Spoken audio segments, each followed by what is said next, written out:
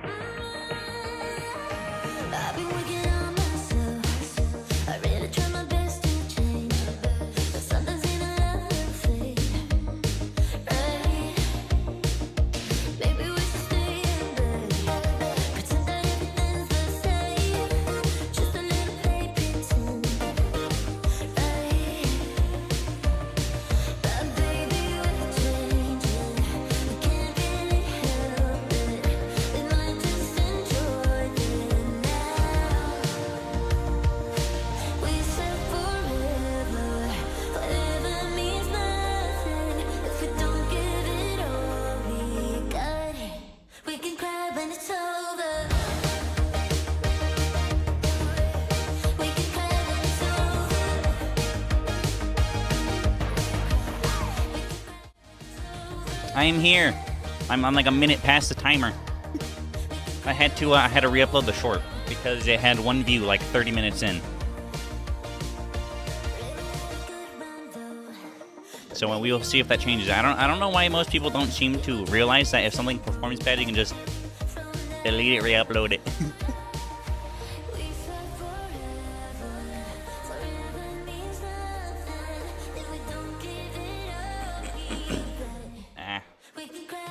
How you guys doing? It goes back to YouTube, yeah?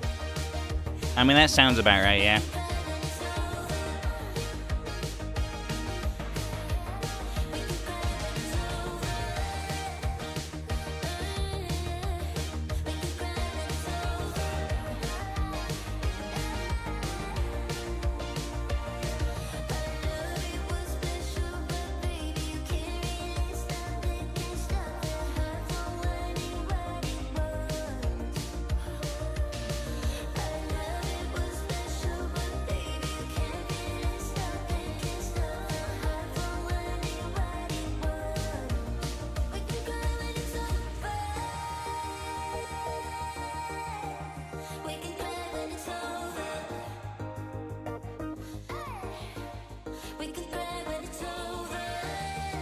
Launch, yeah, we will see how it does.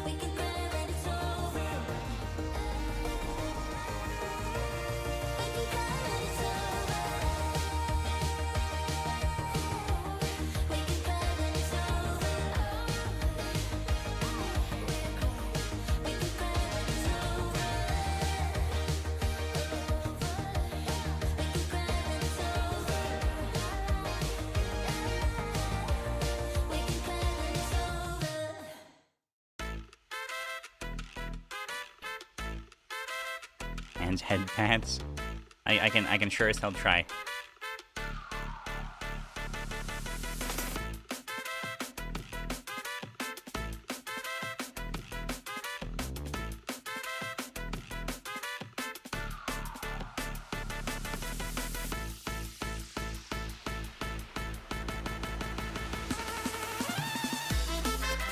Yeah, and then TikTok, I don't even give a shit about TikTok. I just still upload it there because maybe. But I literally do not care about how this platform performs, like, at all. Try harder.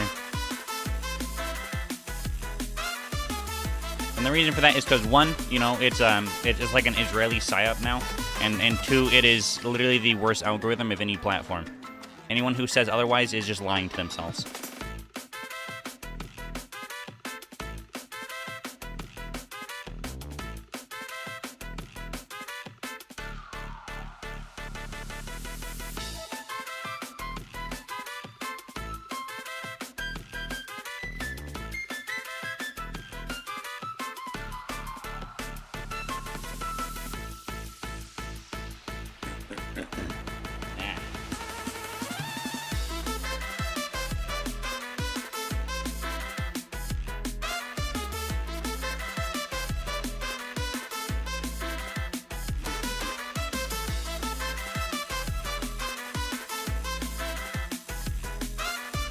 I'm not sure what to do today.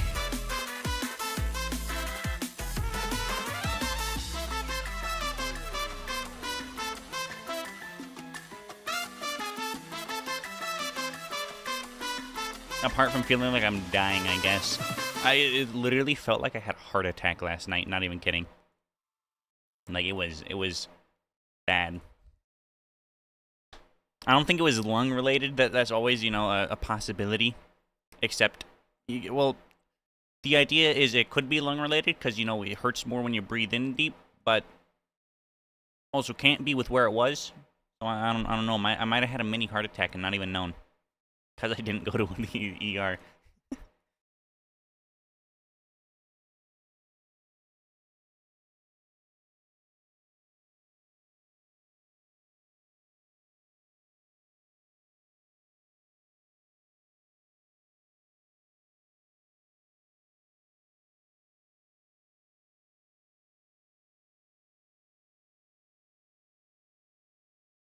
Oh, but you should go watch the short and leave a comment too. He's probably not even here right now.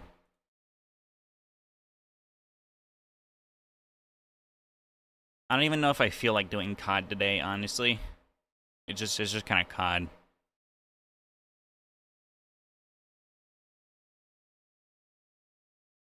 I am in a will in a bit. I think I'm also having a pizza for dinner. So there's one good thing about today.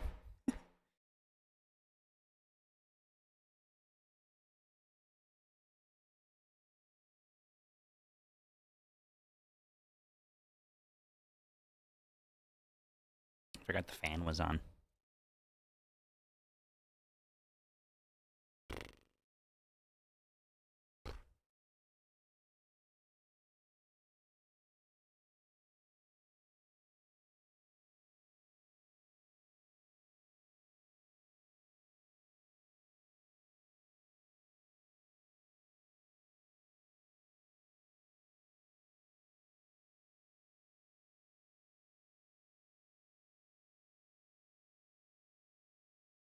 What I have 3 pings. VR chat event.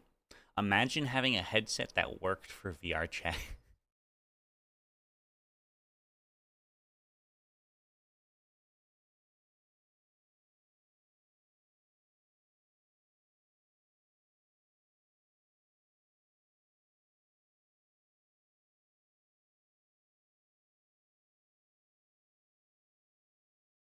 Also, if we could do Fortnite instead. I don't know about that one either. It is also, I was thinking Minecraft, and then I went to check on the skin progress. It has been 3 months. In fact, they said that they were getting around to some of the older orders a month ago. Said sorry for the delays a month ago.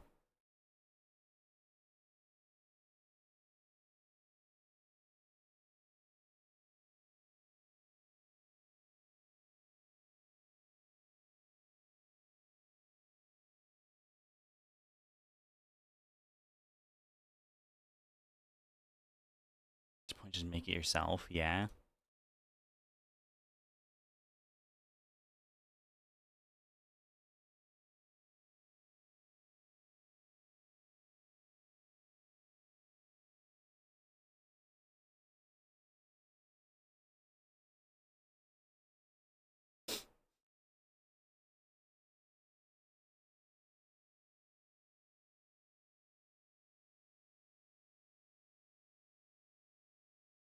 The stickers all over again.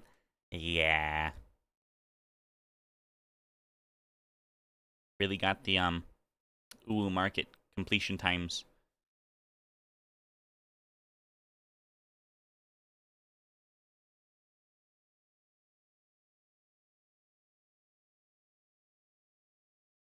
Speaking of, I actually saw. Oh, look at that! It's stuck at 4 views now. I actually saw someone who apparently they do merch for literally like anyone. Anyone can sign up to be with them. You get a 20% split.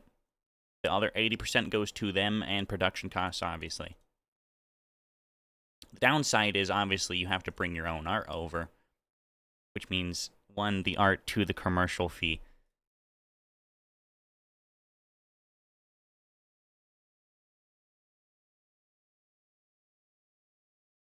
The only thing that makes something like Ooh Market worth it is the fact you can just pay them $350 and then you get like a lot of stuff, which would otherwise cost you a shit ton more in art costs.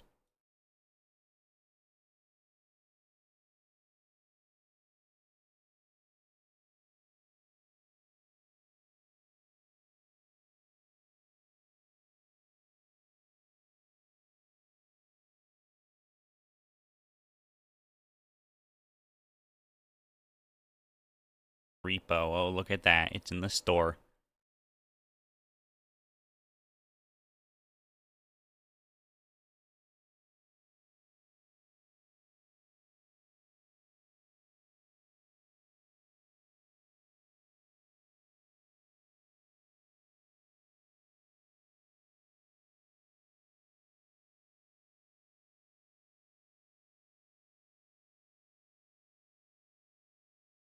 Oh look at that, a Wednesday bundle.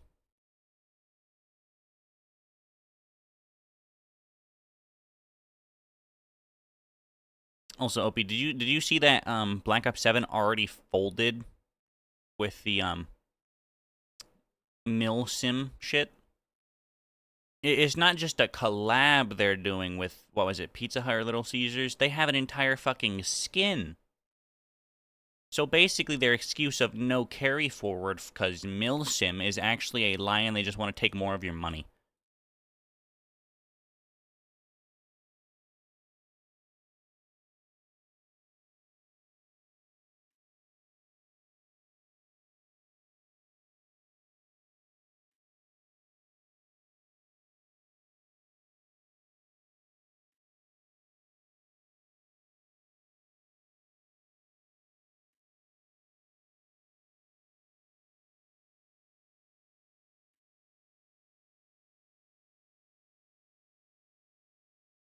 They never said milsim. They basically did. They said they would keep it true to COD, and they're not.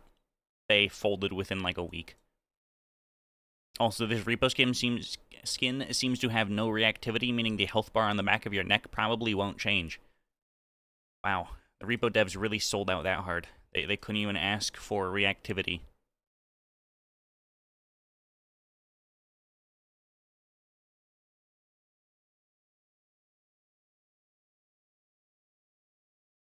They just said no over-the-top goofy shit like American Dad, whatever the hell else they gave going on. I mean, I would say a fucking Little Caesars skin is pretty goofy and over-the-top shit.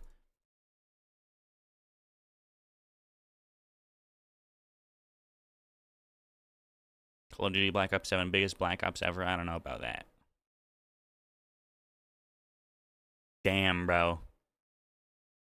431 comments, 0 likes. Ooh, boy. It's not that crazy. It's pretty crazy.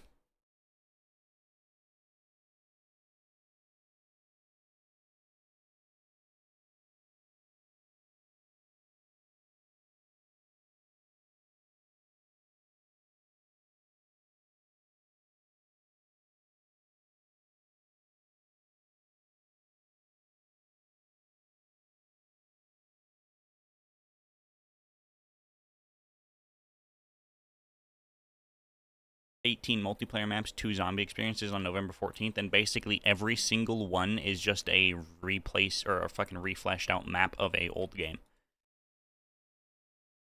Yeah, I think it's safe to say I will probably not be buying this COD.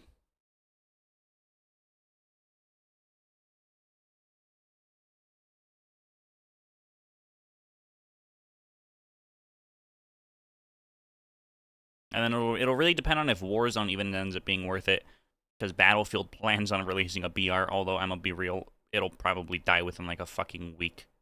Another military BR. Yeah, let's do that. Let's see how that one goes. That's just gonna be abandoned within a first week of launch. I almost guarantee it.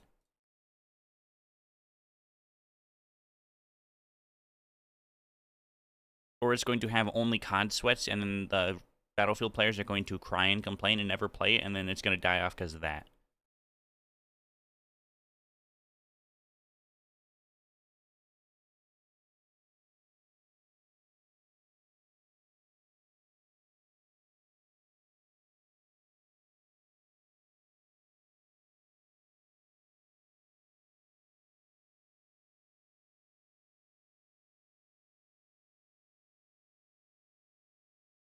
I'm going to play the Battlefield BR. Yeah, I think it's going to die within the first week. Maybe the first month if they're lucky.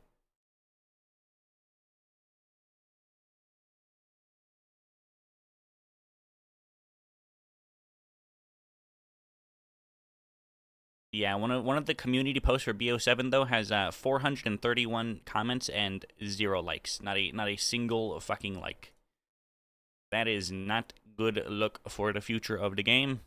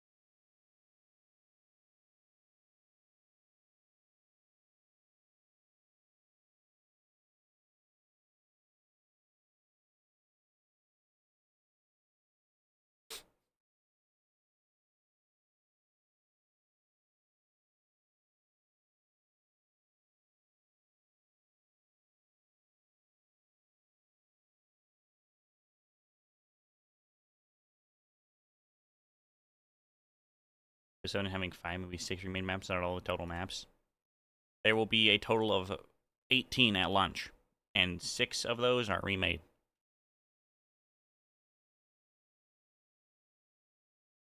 I don't see if that's a bad thing since those maps are great. I do, because I've played them for the past fucking 10 years. And every single time those come up on a voting pool, everyone always votes for them, so you're basically required to play those maps only.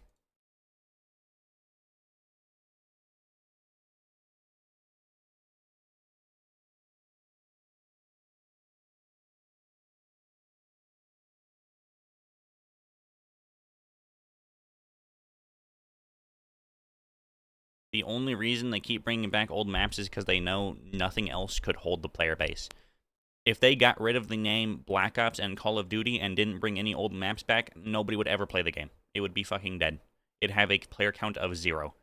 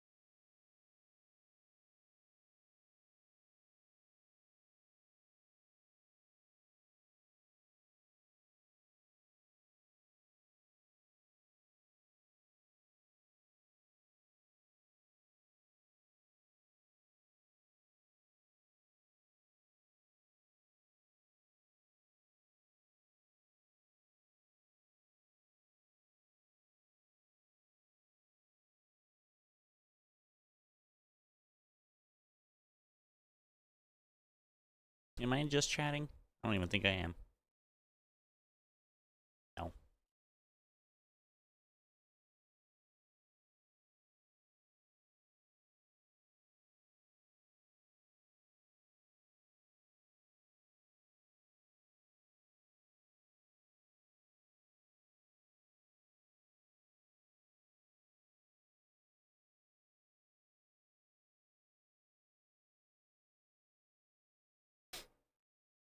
Wow, Charlie has a lot of videos in 3 days. What is that, 6? That's 2 a day. And yes, this is what I will be doing today. I will not be doing anything else.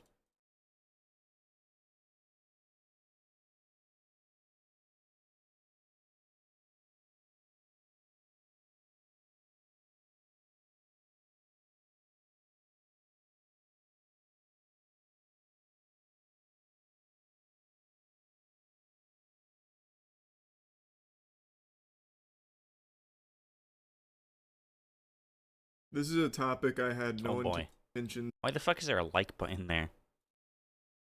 This is a topic I had no intentions of revisiting, but in light of recent news, I absolutely cannot stop myself from talking about it.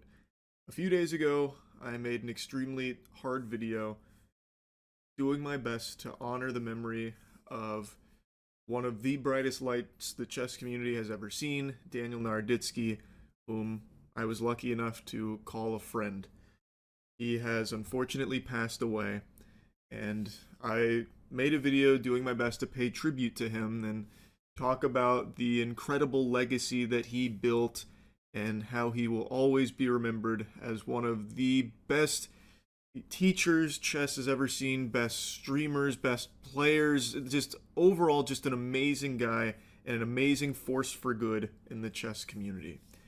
And he will be dearly missed by so many. I wanted to just focus on the incredibly positive effect Daniel had on so many people. And I didn't dive into the nitty-gritty of one very unsavory character, Vladimir Kramnik, and his role in some unfortunate times Daniel was going through. Today, I saw a statement from Vladimir Kramnik, and I just can't bite my tongue any longer. I cannot stand this man. I can't stand the things he says. I can't stand what he's become. I can't stand to even look at him. Just look at this. Oh boy, is that? Bro should stop I'm using. playing chess, but it looks like I'm looking through the webcam of a creep in the process of deleting their browser history. Vlad Big Bad Kramnik has been on this crusade in the chess community where he has been just willy-nilly tossing out cheating allegations, seemingly at random sometimes. And he was posting these allegations against Daniel Naroditsky of cheating, these allegations that he was a dishonest player. Daniel was someone who cared very deeply about his reputation. He's a dishonest player. Except he's the guy who predicted the moves that made Charlie fucking... What is it? Well, it was like a 6-move checkmate on XQC. He literally just predicted every single fucking move, and Charlie just played based off the predictions. So when someone with the prestige of Kramnik is coming out saying these horrible things, it obviously took a toll on his mental health, and it is something he was vocal about. There was never any evidence or anything at all to support Kramnik's allegations at any point in time. It was completely baseless. It was fucking disgusting. And I'm going to show you a brief clip of Daniel talking about it 11 months ago. But this is a sustained, evil, and absolutely unhinged attempt to destroy my life. And I really don't, I'm tired of mincing words at this point. He is trying to ruin my life. He's trying to inflict emotional harm, physical harm on me. He knows exactly what he's doing. And this is one of the most wicked people that I've ever dealt with. I'm not trying to seek attention with this, but the people who are buying into this narrative, they exist at many levels, including at the very top level. And they include a large number of chess fans. Like, this is doing very serious damage and actual damage. It's not just like bots or, Russian spies who are believing Kramnik. He has a lot of authority. He's a fucking world champion. Evil really is a great word for Kramnik. And I'm sure if you've paid attention recently, you've probably seen some of the top players come out to try and get some change here and get some accountability for what Kramnik has been doing. He has been completely out of control. He's a feral fucking animal.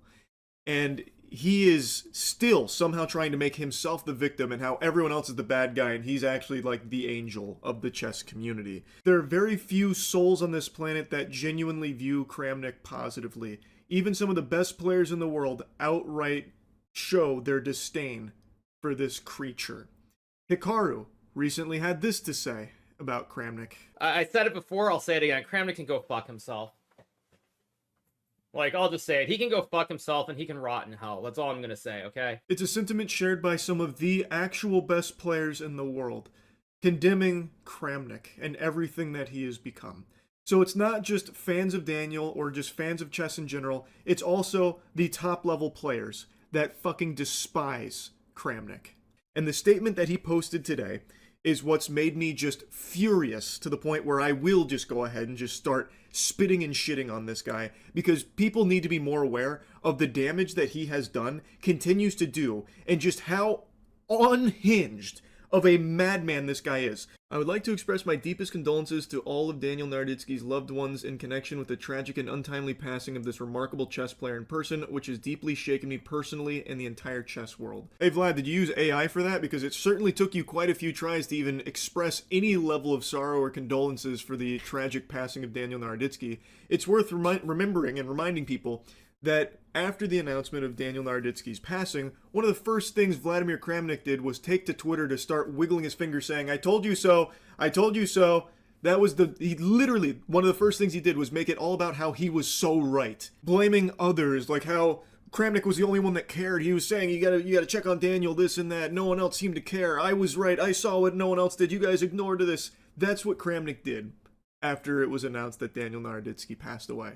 I don't think he's capable of expressing any level of like sorrow or emotion. This is a husk of a man. I think he needed AI assistant to give the best engine move here for trying to almost appear human, because I don't even think those are his words. What I think follows is definitely straight from the asshole of Kramnik, though, and you'll see what I mean. To my profound regret, this tragic event has become an opportunity for some to exploit it for their own interests and to launch an unprecedentedly cynical and unlawful campaign of harassment against me and my family. In this regard, I would like to make the following statements. This clown could only muster one sentence without devolving into talking all about himself and positioning himself as a victim. He starts calling the wambulance in the second sentence of this statement. Oh, me, wah, wah, wah. Look at all these French cries I've ordered. Oh my goodness. I'm like the actual victim of this tragedy because people are being mean to me. This is unprecedented. Oh my gosh, how could people not think about my feelings? This is so mean to me. And then he has the gall to say, I have never made any personal attack or insult towards Daniel Narditzky. Absolute psychopath shit. He was the main perpetrator. Daniel was not shy about sharing his feelings about the effect Kramnik has had on his mental health through everything Kramnik was tossing his way, all the shit he was stirring over fucking baseless accusations. Kramnik bore a huge responsibility on the unfortunate feelings that Daniel was going through for a long time.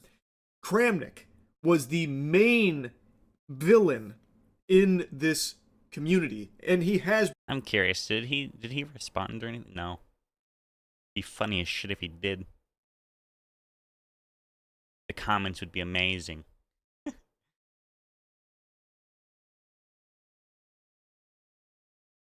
Been for a while, and not just for everything with Daniel. He has done this for so many players. I have a hunch that he would try and copyright strike me or pursue legal action if I showed any of his clips, but he has entire compilations dedicated that people have compiled of him reporting people for cheating if they found a move he didn't think of. So he's lost some matches, or even in matches that he's drawn due to his own mistake, he has accused his opponent of being a cheater, getting engine moves because he didn't think of it, or if he did think of it, the other person shouldn't have because he's so much smarter than them because he's higher rated. He accuses people of cheating based on the most loosey-goosey of ideas. He is, by all possible definitions, the worst person in the chess community. And there has not been any real action taken against him, and it's reached this bubbling point now where some of the top players are on the right side of history, where they believe that more needs to be done to protect players from people like Kramnik. He is a destructive douchebag. He is a calamity of cringe. But because he was once a world champion, he does have accolades under his name. It carries weight. Anyway, though, back to his statement. Despite the tension in our relationship, I was the only person in the chess community who, noticing on video Daniel's obvious health issues a day before his death, publicly called for him to receive help. Unfortunately, this plea was ignored by everyone, and the subsequent attempts immediately following his passing to directly link this tragic event to my name, especially in light of this fact, cross all boundaries of basic human morality in my view. We are getting a lecture on human morality from a man who lacks any and all real emotion. This is an android worm person roach man. This is not someone God, who has any morality. He is trying to now say he's the only one that actually cared about Daniel, which is so far from the truth. He is the one that was actively at all stages over the last year or so trying to ruin Daniel's reputation based on fucking nothing. Absolutely nothing. And now here he is trying to position himself as like the, actual protector of Daniel, trying to look out for his well-being. It is psychopath shit. Actual psychopath shit. What he's referring to here, where he's talking about, like, he was calling for Daniel to receive help, it was him making, like, a post on Twitter, like, hey, someone should check on him. Which, by the way, Daniel's closest friends were checking in with Daniel and doing their best for Daniel. Meanwhile, what was Kramnik doing?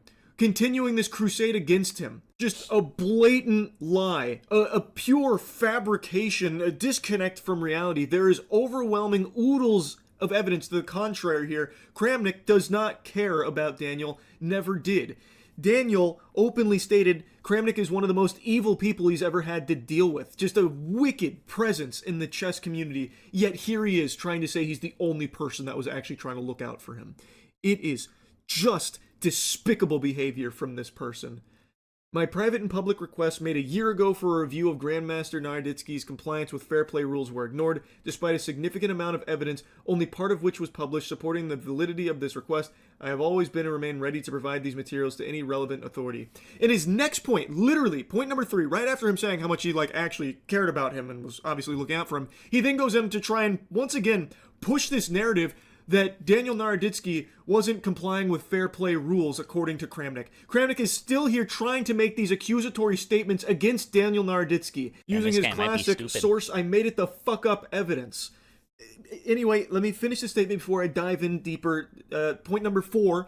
Certain provocative statements by public figures, sometimes escalating to blatantly false and criminal accusations against me regarding Daniel's death, which have led, among other things, to threats to the safety of myself and my family and violations of my personal rights, will be the subject of criminal and civil lawsuits currently being prepared by my lawyers. This is just a blanket threat to everyone that's calling this guy a huge asshole, which he is a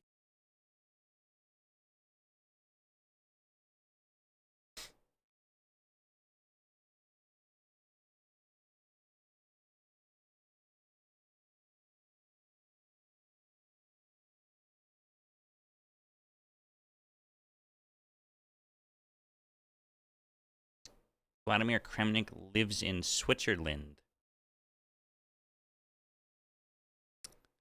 How are you going to sue everyone? A Russian that lives in Switzerland. I would love to see him try that one. That would go over well, wouldn't it?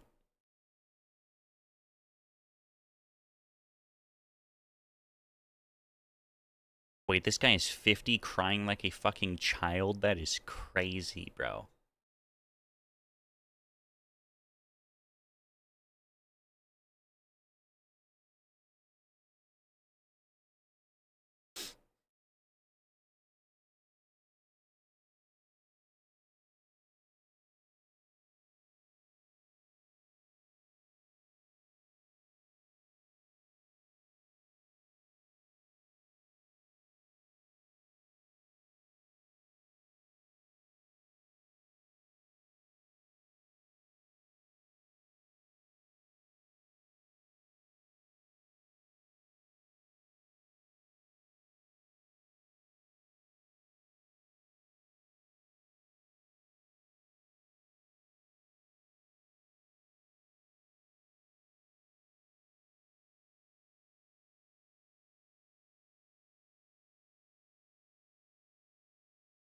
Hmm.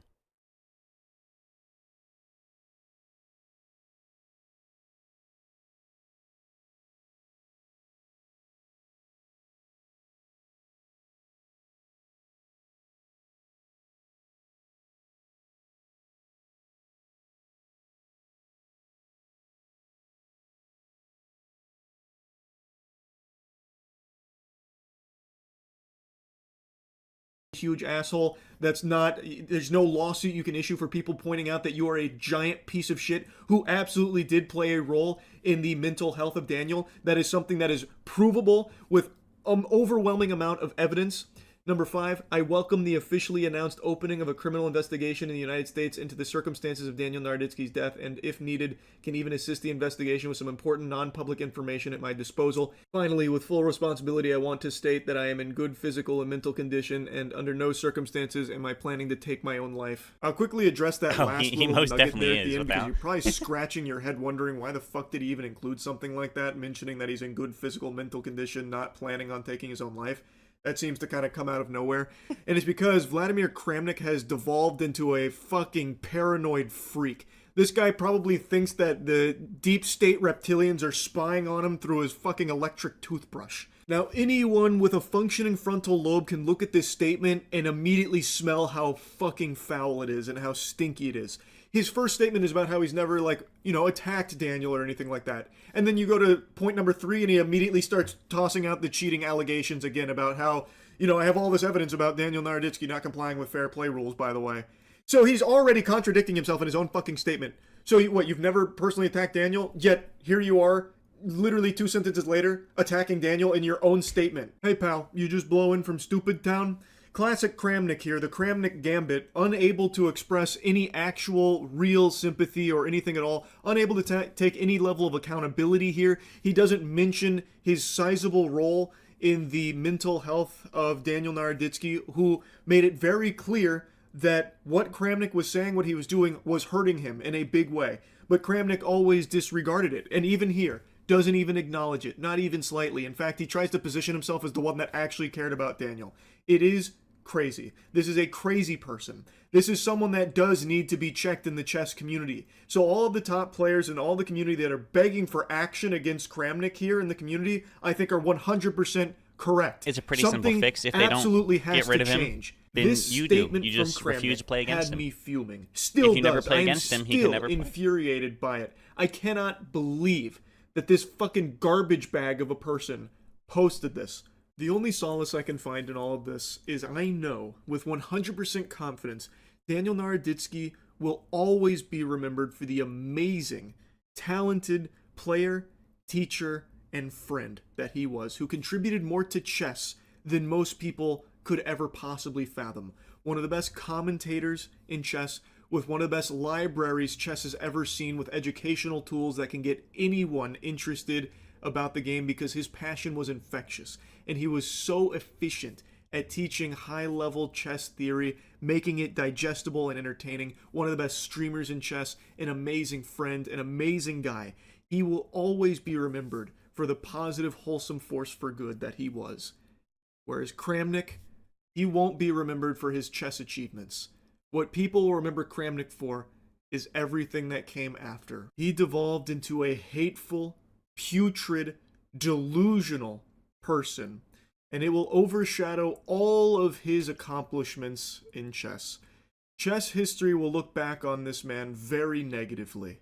And since he's threatening legal action, he's certainly welcome to try with me here. I don't believe I've said anything defamatory. I've just been insulting you, which I'm well within my right to do. I do not like you. I find you to be a disgrace. I think your behavior is shameful, and you deserve to be insulted for everything you have done, everything you have said, and everything you continue to say. I cannot stand Vladimir Kramnik. That's really about it. So yeah. What do you shit. know? Oh my god, white shirt.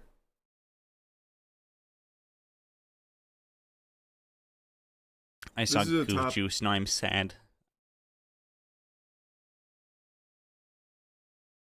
Kramnik's the guy to say timeout when you're about to catch him during tag.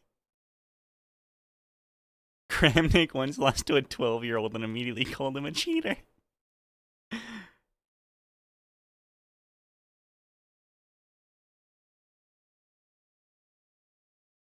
He was world champion like 20 years ago.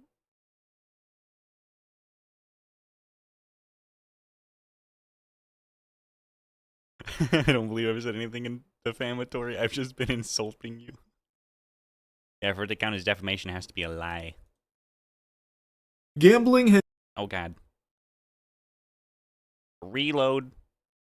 Gambling has become the lifeblood of all sports. It is like peanut butter and jelly now. These two are married together forever.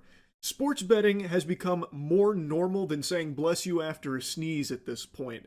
If you watch anything sports related, you will be fed endless advertisements for, Hard Rock Casino, betting apps, sportsbook, this kind of thing, out the wazoo. Gambling has just become so deeply intertwined with the sports industries across the board, you just expect it now. Like when someone farts, you're expecting stink. It's the same thing here with sports.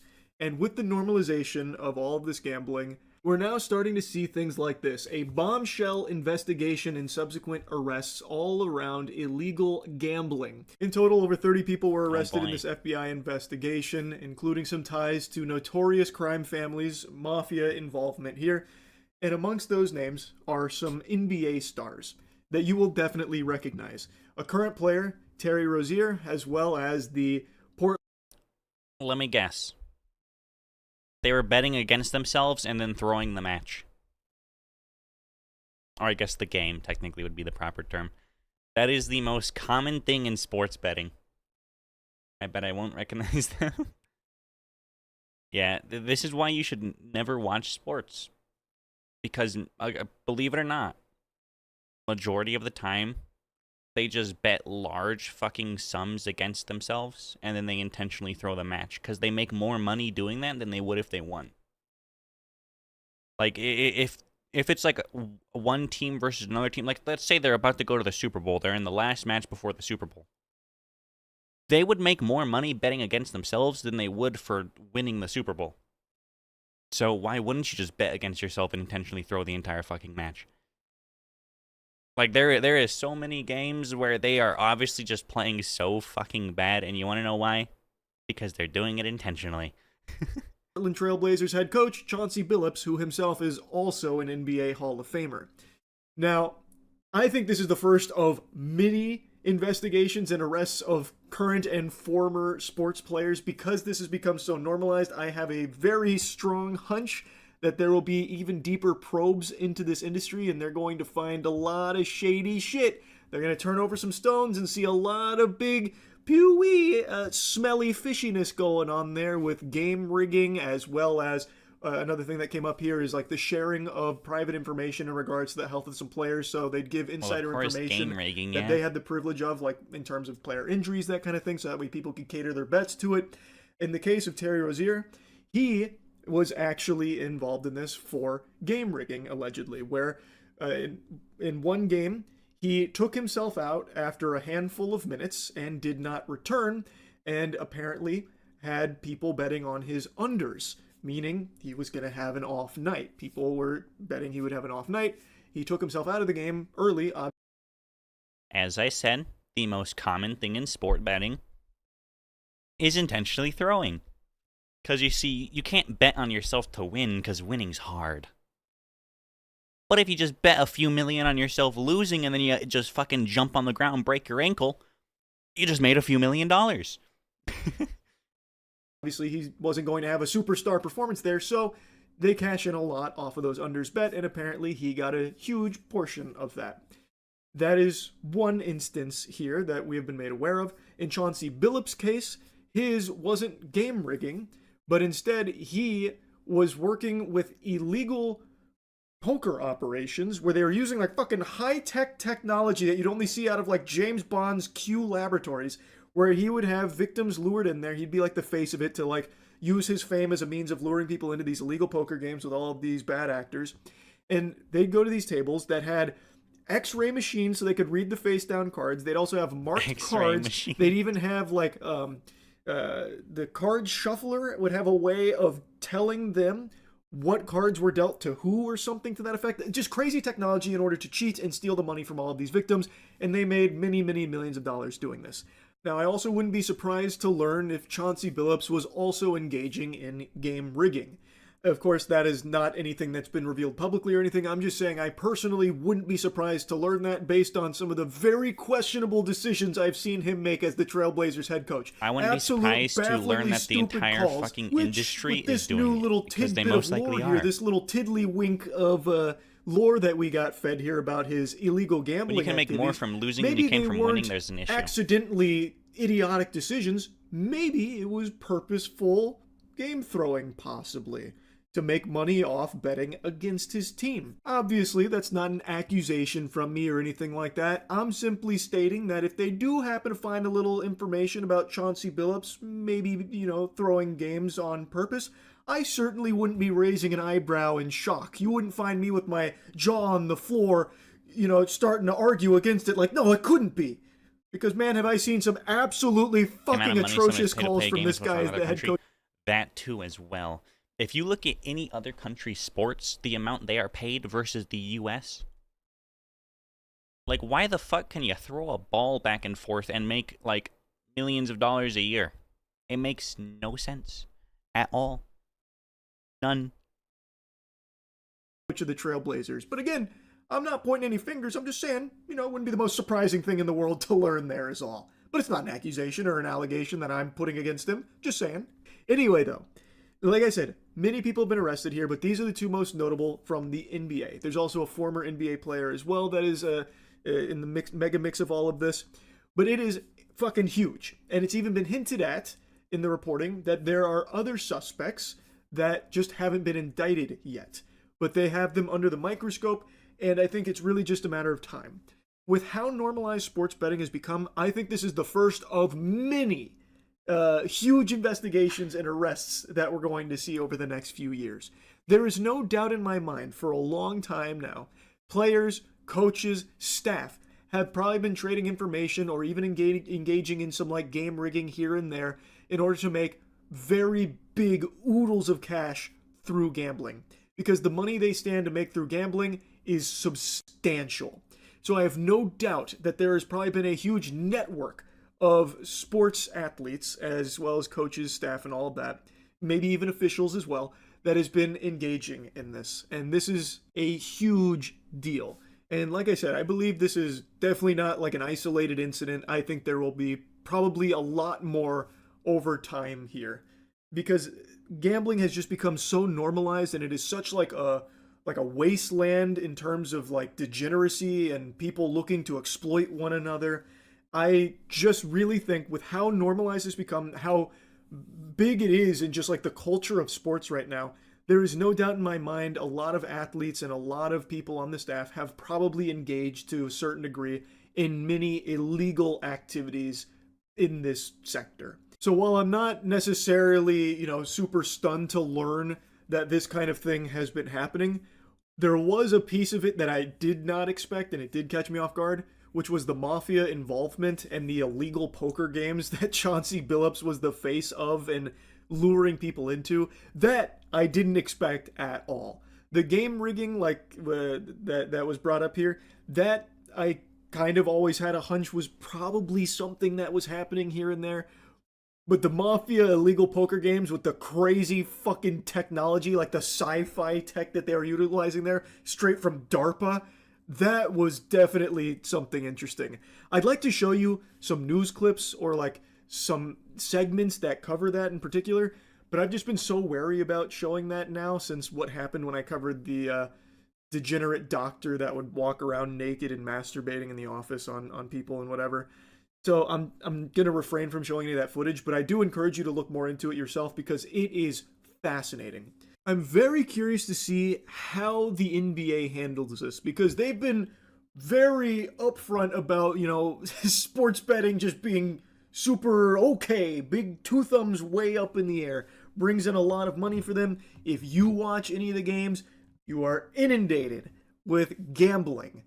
It is not something they try and hide or shy away from. It is up in your face. And that's not exclusive to just the NBA, but since 3 big NBA names have now been indicted here, I am curious to see how they handle this. I know they released like a pseudo statement about, the disappointment and like how they need to look at things a little differently here, but I do wonder what meaningful changes they're going to make. Because sports betting has been so normalized and such a huge core component of these sports in the first place, what do?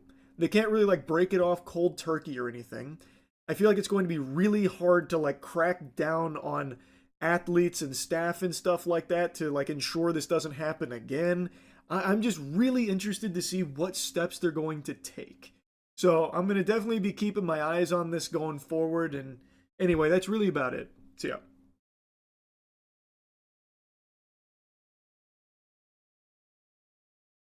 Fucking Asmongold already, bro.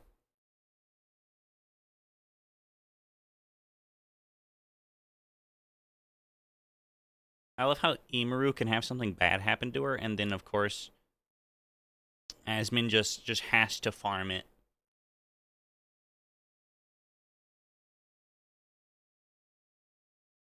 When I review a movie, the typical process is this. I'll go see it. Immediately after finishing it, I come home all giddy, full cocked, ready to just spit out all of my thoughts. And like Rene Descartes said, I think, therefore I am going to review this movie. I do it immediately, so everything is all fresh in there. Everything that I cook up in this wrinkly sack between my ears. And I post it pretty much immediately. All within like 30 to 45 minutes of seeing a film. And yesterday I saw the Chainsaw Man movie and I really liked it. But I didn't post a review. And Stream picked up on this and started asking why, because it's pretty uncharacteristic. And the reason is because we actually have an official collaboration between our soap company Cheeky and Chainsaw Man. So this is available now. We have a Chainsaw Man movie-inspired line of new Cheeky scents. I was a big fan of Chainsaw Man, so this collaboration has been super hype. And like I said, I really, really liked the movie, so all of these scents are inspired by that and the characters. And with this partnership in mind, I was worried people would think by me reviewing this film that it would be biased or unreliable, and I'm only glazing it because we're working together with the property. But the more that I squatted and stewed on this, and from Stream Chat last night, I really just want to yap about the film, and I feel like... I think I'm gonna skip this one. You know, just in case. May end. Oh yeah, this too. Fucking Counter-Strike market cap.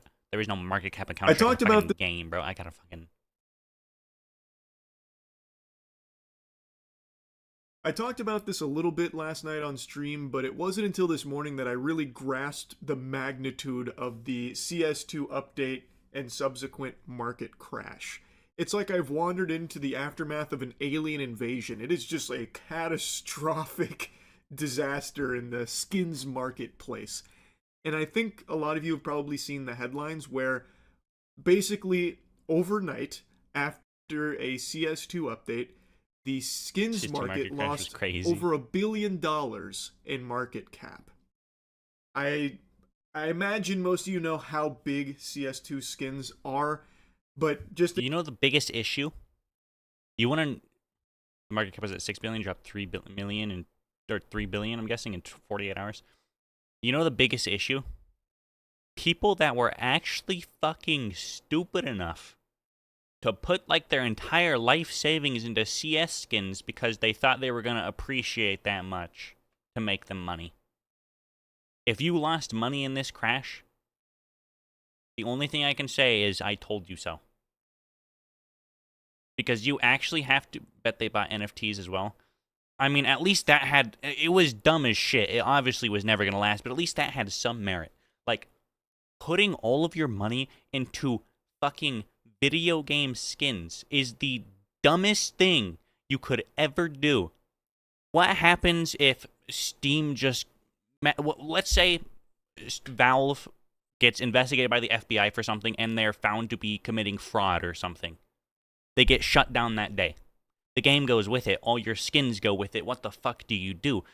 Putting all of your money, your life savings, investing into fucking CS skins is the dumbest thing you could ever fucking do. Game companies get shut down all the time. Just because Steam and Valve are big names doesn't mean it couldn't happen. A bank, on the other hand, if a bank gets shut down for something like fraud, you're still insured. Completely different with a fucking video game dev team. Yeah, people were unaliving themselves after this happened is wild. See, it makes sense with like the crypto one where, you know, Baron Trump and Trump himself, you know, scammed people out of $190 million. That one makes sense. Going that far, feeling like it's just straight up over because, you know, what otherwise should have been generally safe just fucking flip-flopped. But I'm gonna be real. This was never a safe investment to begin with, and treating it like it was and then being surprised when you lose everything is kind of crazy.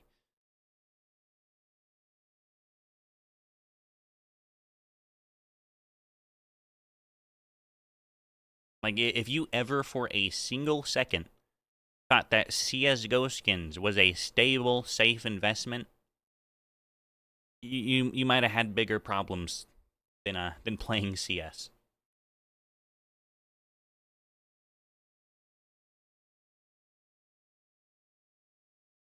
Like, I remember, and I'm sure you even remember, like, when Nate was getting all those knives, when you got your knife, I said, like, there was no point on holding on to that shit, because $1,000 for a knife is unrealistic price. Like, there is no way that price will stay. Because the only people stupid enough to look at that and think, I'm gonna buy that, that's a great price, are the people who play CS. Not a single other person on the planet, whether they play video games or not a single other person on the planet would ever look at that skin for hundreds to thousands to tens of thousands up to millions of dollars and think, I am going to buy that because that is a good investment, that is a good price. How many financial institutions do you see buying CS skins as assets? Not a single one. They buy houses and shit all the time, but you know, housing market is probably gonna crash it. It'll probably be bad enough to the point I could fucking buy one even. Like, even houses aren't a safe investment, theoretically. So how the fuck do you ever think that CS skins are? It's just crazy, honestly. The fact that anyone on the planet could have been stupid enough to put their life savings into CS skins. In case there's any octogenarians out there that don't know, in Counter-Strike there are cases and there are skins, and your skins have real-world value where you can sell them on... Well, they don't, because no government will ever recognize them as an official currency or anything you could use as currency. Their quote-unquote value comes from people that are stupid enough to pay thousands of dollars for them. The marketplace for real money. It's a huge industry, billions of dollars. And yesterday, there was a change to the way trade-ups work, which allowed people to trade up to knives, meaning knives, the most valuable items, for the most part by and large, were going to be easier to get. It also applies to gloves in-game as well, so since knives and gloves are no longer as rare as they were, their value has dropped significantly pretty much across the board. It's looking like fucking Ubisoft stock here with this plummet. So while the value decreased on the rarest items in the game, knives and gloves, the value on previously very cheap items fucking 1000x'd. Like, I'm exaggerating a bit, but like 20 to 30x'd. So on some cheap red items, they went from like $2 to $40 immediately following this because you can trade them out. And it is just crazy the effect that this update has had on the market. It really is crazy the effect it had on it. I almost feel like if Valve came out and said, hey guys, we're shutting down Counter-Strike next week, it probably wouldn't have affected the market this drastically. This update has had such a significant effect on the CS skins marketplace. It is nuts. Now I want to show you a couple of clips from other content creators that have been covering this because it is just fascinating.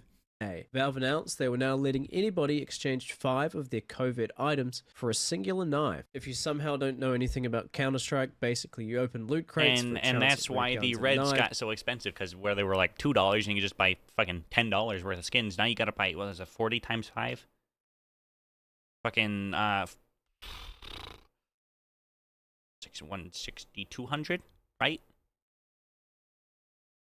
40 times 5, 200, yeah. Now you gotta buy $200 worth instead. Thousands of dollars, sometimes even tens of thousands of dollars, with the odds of pulling a covert item being about 0.64% and the odds of pulling a knife being about 0.25. That's kind of the gist of how this works now. So previously some of those covert items were very cheap. Now a lot of them are very expensive since you can trade up into a knife. And well, the people that had been, accumulating a very valuable CS inventory, they lost a lot of value there because of this. Except for like the very rare few that were hoarding reds in their inventory, they make out like fucking kings here because, like I said, all of that is kind of like 20 to 30x. But for people that just want a knife, now they have a cheaper way of getting one.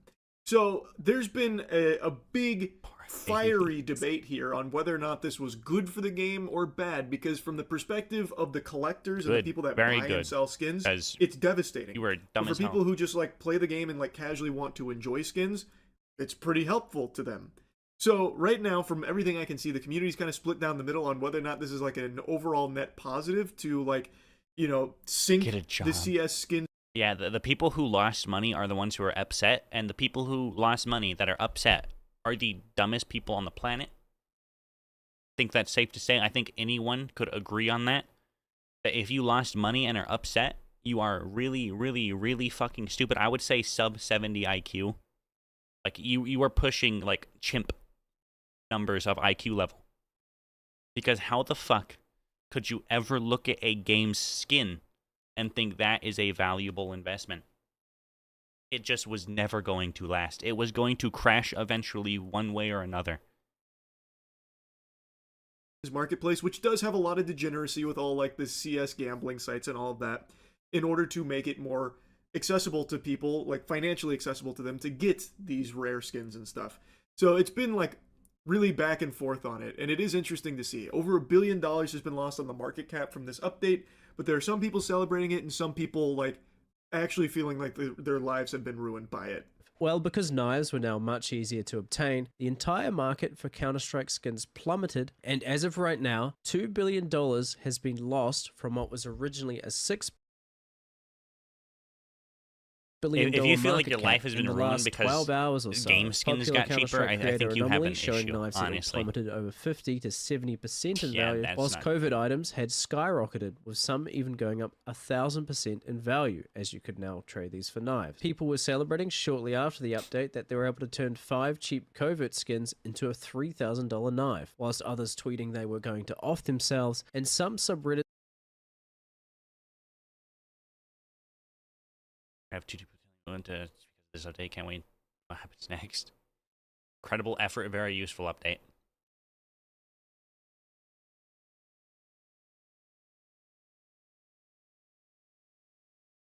Again, I think they have bigger issues than even that. Because for the third time, how can you ever look at pixels in a fucking game and think that is a reliable investment? Imagine like if with Fortnite, for instance.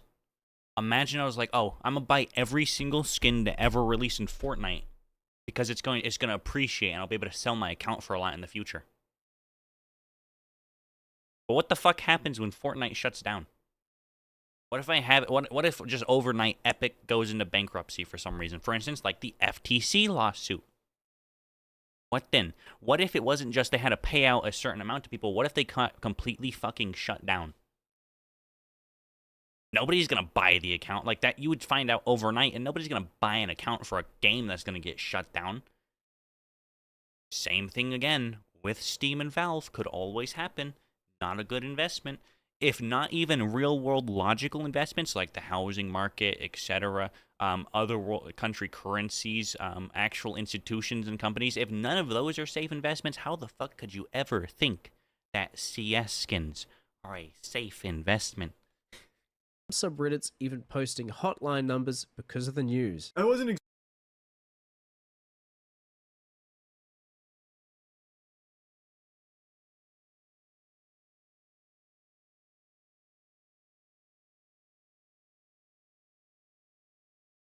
Money is temporary, things can go. Let's be honest, these degenerates will be buying up knives at these prices. Don't look at your portfolio for a few weeks. Don't look at your portfolio for a few weeks. They're even talking like this is a literal investment, bro.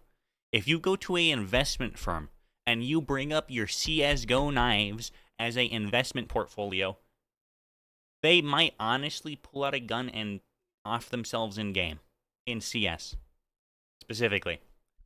Because they would be that fucking flabbergasted that anybody would be dumb enough to do that.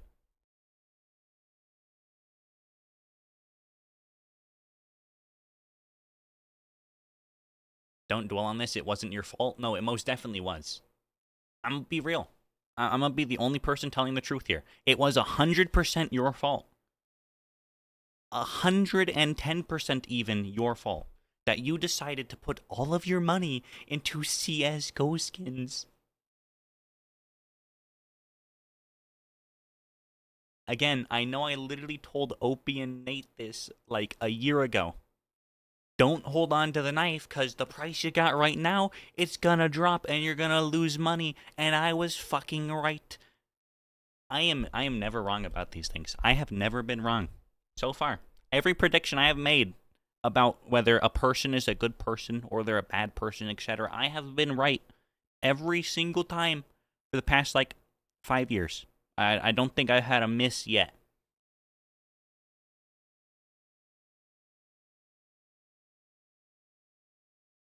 Overall, this is for the best for everyone.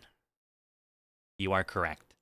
Because maybe now they'll put their money into things that won't collapse overnight. Be safe, everyone. Take care of yourselves, each other.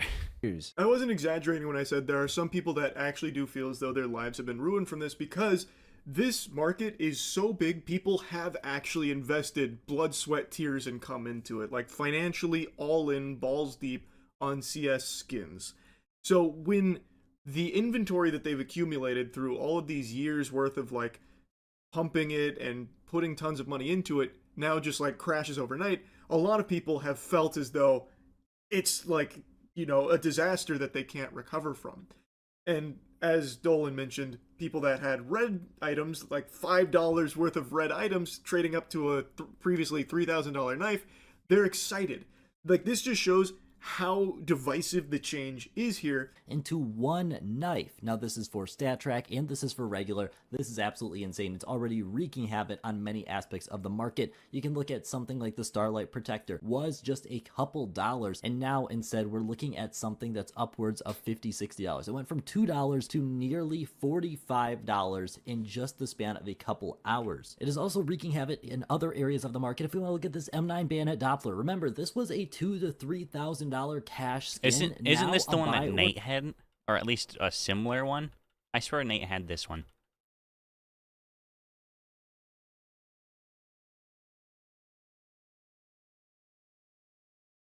$2,000 to $3,000. Think so? See, here's the thing though. He wasn't stupid and spent $2,000 on a fucking knife. Bro made a profit of $2,000. He put like $100 and came out with a $2,000 knife. Had a flip knife Doppler phase 3, I think. Yeah, like if you were again, for I don't even know how many times now. If you thought this was a good investment and you put real money into it, you are fucking stupid. Like at least Nate didn't just throw a few fucking bands at a knife. He just went up to it. So I mean, even now he still made a profit. No phase 2 because it had more pink on it. Or knife Doppler 3 phase Cash 3. skin, now a buy order for less than 1,000 Steam dollars, which is like 750 USD. Oh, look at that. He wasn't stupid. He would have still made like $500 profit as of right now. Oh boy. And it's in a near free fall right now. There's just a couple of quick examples here from some items that have been hit hard and some that have been really boosted hard. Now, another thing that it had a huge effect on is not just the items themselves, but the cases. The cases are, from what I can see, for the most part, going way up in price because now there's more valuable items in there, as these previously, like, very low value items have absolutely popped the fuck off. They're going ballistic right now, which means the cases are also getting a big bump here in their price. Now, again, it's only been like a day, so it's hard to know how long the market will be in this like downward trajectory because of this, or if it'll start to like stabilize or even bounce back and, you know, recover and go up. I have no idea. It's still very fresh. This is all very new. And I'm not the biggest CS skins guy. I don't do a lot of case opening or anything like that. I'm just not really a big skins guy in any game. But from my limited understanding here with my little Neanderthal noodle, I can't imagine knives will ever get back to the value that they were, because now you have a much more reliable and cost-efficient way of getting knives. I don't see how they will get their value back to the levels that we had previously seen with these outrageously high numbers in the thousands upon thousands of dollars. I feel like with this system in place, assuming they don't change it or do some kind of like tweaks or overhauls, if it stays exactly as it is, I really don't see how knives will bounce back to their previous heights. But who knows? I'm obviously not an expert in this field, and I've seen some people weighing in that they believe this could eventually be a net positive, where now, even though knives, gloves, all that have lost a lot of value, the gap in the market will be made up for by the reds. Like, I've seen people speculating, but right now, You know the problem? The fact that it'll be made up for by reds. What they really need to do with this happening now, with one thing dropping and the other thing just fucking skyrocketing, they need to now make it so you can trade up all the way, with the lower colors requiring more. For instance, like, I don't know what the fucking colors are in CS, but if there's like, if the bottom of the barrel is like gray items, maybe like 20 gray items to create like one green, then like 20 greens for a blue, purple, etc. You can already do that. Oh, well, there you go. Make it fucking easier. Nothing in this game should be worth hundreds of dollars for a skin.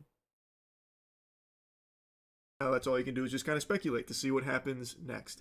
This is a huge change, and it feels like, at least to me, that the reason behind, Or even better, actually, since it's Steam's marketplace, you know, they kind of own it, and they can do whatever the fuck they want with it.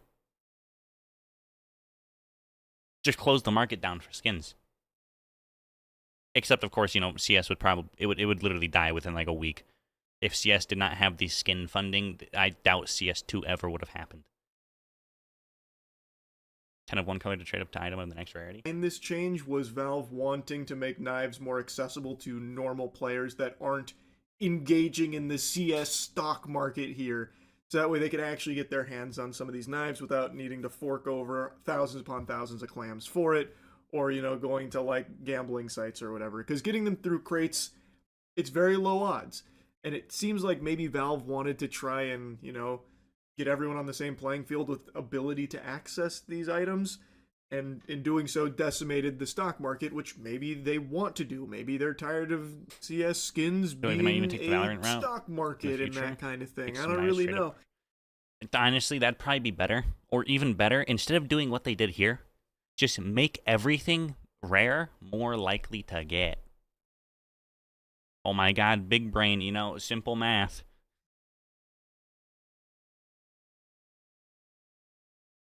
Honestly, I feel like that might be what they end up doing. On account of that, they meant to make the knives more accessible, and by doing so, they just made the red prices go up, which made them not more accessible anyways, because you need 5 reds, right? If a red is $100, that's $500 still. So it didn't really accomplish what they meant to, because the knives dropped, but the reds went up, which makes it basically the same price anyways. So I have a feeling they might just end up undoing that, or keeping it even. Just keep it so you can still trade up from reds, or from everything up to reds, and then 5 to knife. But they might just also make reds and knives more likely to pull. Like, instead of 0.63, 0.25, it might be like a 2%, 1% kind of thing, or maybe even like a 5%, 1% kind of thing. Just so it's not so fucking egregious, assuming that's what they wanted to do, try to make them less rare. Or the other possibility is they saw the market prices and realized that eventually they're going to be investigated by the FBI for money laundering. Because let's be real, again, anybody who looks at that, it looks like money laundering. Because let's be real, some of it probably was. So that is also a very real possibility on why Valve would have decided, oh, these are getting out of hand, we need to fix it. What I do know, though, is that this was a huge change. And I'm going to definitely be keeping my peepers on it to see what happens with the market going forward. Anyway, that's really about it. Yep. What is happening into Japan? Well, if you ask you, it's whatever you say, but if you ask the Japanese, apparently a pretty good amount of them think it's immigrants. So it's kind of crazy that you're making a video like this, not gonna lie. The difference.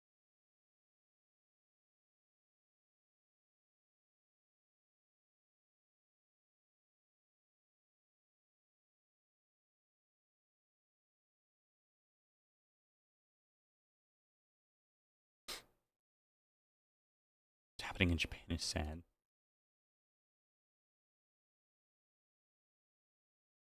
Number of homeless people in Japan? I mean, looks like it's gotten better, so.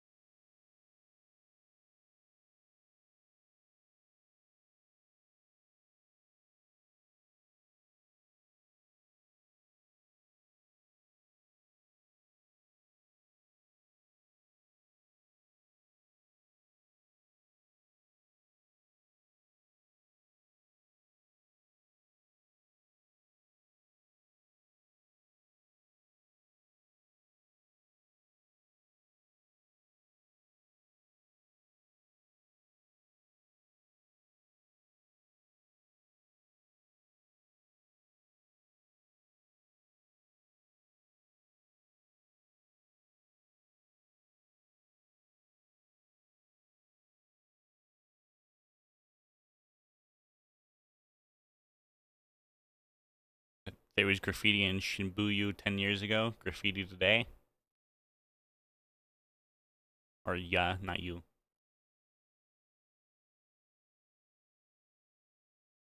Positivity doesn't drive clicks. Yeah, of course not. Japan gets like basically no fucking immigration. This amount of graffiti wouldn't be because of immigrants.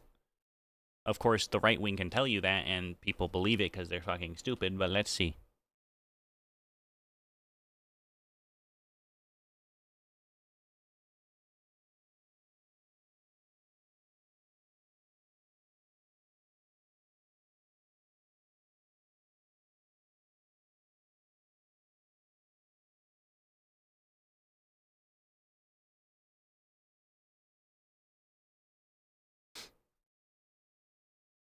As of the end of 2024, Japan's foreign population was 3.8 million. This year, so far, it is 3.94. It has gone up 200,000 due to increasing rapidly due to factors like a declining birth rate, which prompts the government to review its immigration policies, consider new measures, national policy uncertainty, local governments taking lead in integration efforts, new visa programs. Visas continue to be granted in labor-specific sectors. Yeah, the percentage will go up when there is declining birth rate, because obviously, when the Japanese aren't having as many kids and other groups are, that group is slowly going to grow in population. That is just kind of how that works. It is not really growing that fast. They get like 100,000 new immigrants a year. That is not that many. That is 10 years per million. That is a long time. That means to double their current immigrant population, that would take 40 fucking years. Just to double it. From basically 4 to 8 million. It would take 40 years.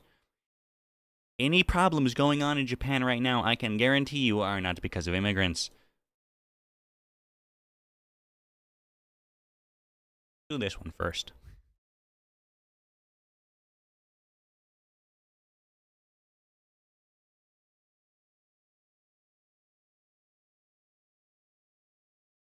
Damn, bro. YouTube. This right here is innovation. It is wildly interesting to me how pranks have become synonymous with crimes, and I know I've made a ton of content shooting spitballs at and clowning on these worms that engage in this garbage, but it just blows my mind how now it seems like authorities are taking it far more seriously. They're no longer just punching with the soccer boppers on, they're going bare knuckle with the cutters out here and actually starting to punish more harshly these criminals that masquerade as pranksters. And even in the wake of all of that, it doesn't seem to have an effect on the overall quantity of pranks that are still just being posted that are just full-blown raw crimes. Like, there has not been a reduction in it. The fucking brain disease that these weasels suffer from is not being curbed at all, even though people are actually being arrested now for some of these pranks. And today Matt sent me an interesting one that I gotta yap about. It's a guy pretending to be a health inspector so he can invade a small business and harass the owners for some clout on TikTok. I'm here for an inspection, food inspection. For anyone who didn't get the opportunity to watch the original video, please go and visit my page. But just a refresher, this kid Amber came into my parents' establishment pretending to be a fake federal worker, impersonating himself to be a FDA food inspector, to prank, harass, and trespass onto my parents' property. So the original video got taken down and the prankster private his account. Big tough Prank and harass technically, but legally not trespass because they did let him in. They did. I mean, they could have just like asked for an actual ID and shit, but technically not trespass. guy. I guess the jester wasn't liking all the attention he started to get. Even though that food inspector prank didn't exactly blow up for him by any means, the son of this family-owned business happened to have seen it and reached out to him to tell him to take it down and also remind him this is a crime. So this video from the son covering this, it definitely has put a lot more peepers on this degeneracy here. As of me making this video, the first part of him covering this food inspector prank that his family was the victim of, it has about 650,000 views. I am showing you part 3 here, which is, you know, after everything's been said and done, so that way it's like the most complete lore of everything. impersonating a government agent is just a crime, and that's his whole prank. And also, according to some of the other people that talked about this on TikTok, this goober has done this same prank before where he pretends to be a food inspector. And then get a load of this, it's real knee-slapping comedy, because what he does once he convinces these businesses that he is a government agent, he then goes into the back and berates them, makes fun of them, just insults them, and then he pretends to be checking things off and giving them advice on things that they're doing wrong, this and that. And that's the whole prank. What you guys didn't get to see in the original video, which I do have security camera footage for, is him harassing my father for not knowing proper English, stating things that are violations that aren't violations, which if we listened to, we could have gotten into serious trouble for. I'll throw a quick pop-up on the screen, but this is him liking a stating things that are violations that aren't Maybe it's just the violations, floor is which fucked if up. we listen to, we could have gotten into serious trouble for. I'll throw a quick pop-up on the screen, but this is him liking a comment stating that this is a felony, this is fraud, and could land him in jail. After I'd seen the video, it had already been up for 2 days, and I tried reaching out to him in his comments and in his DMs, which he politely ignored by blocking.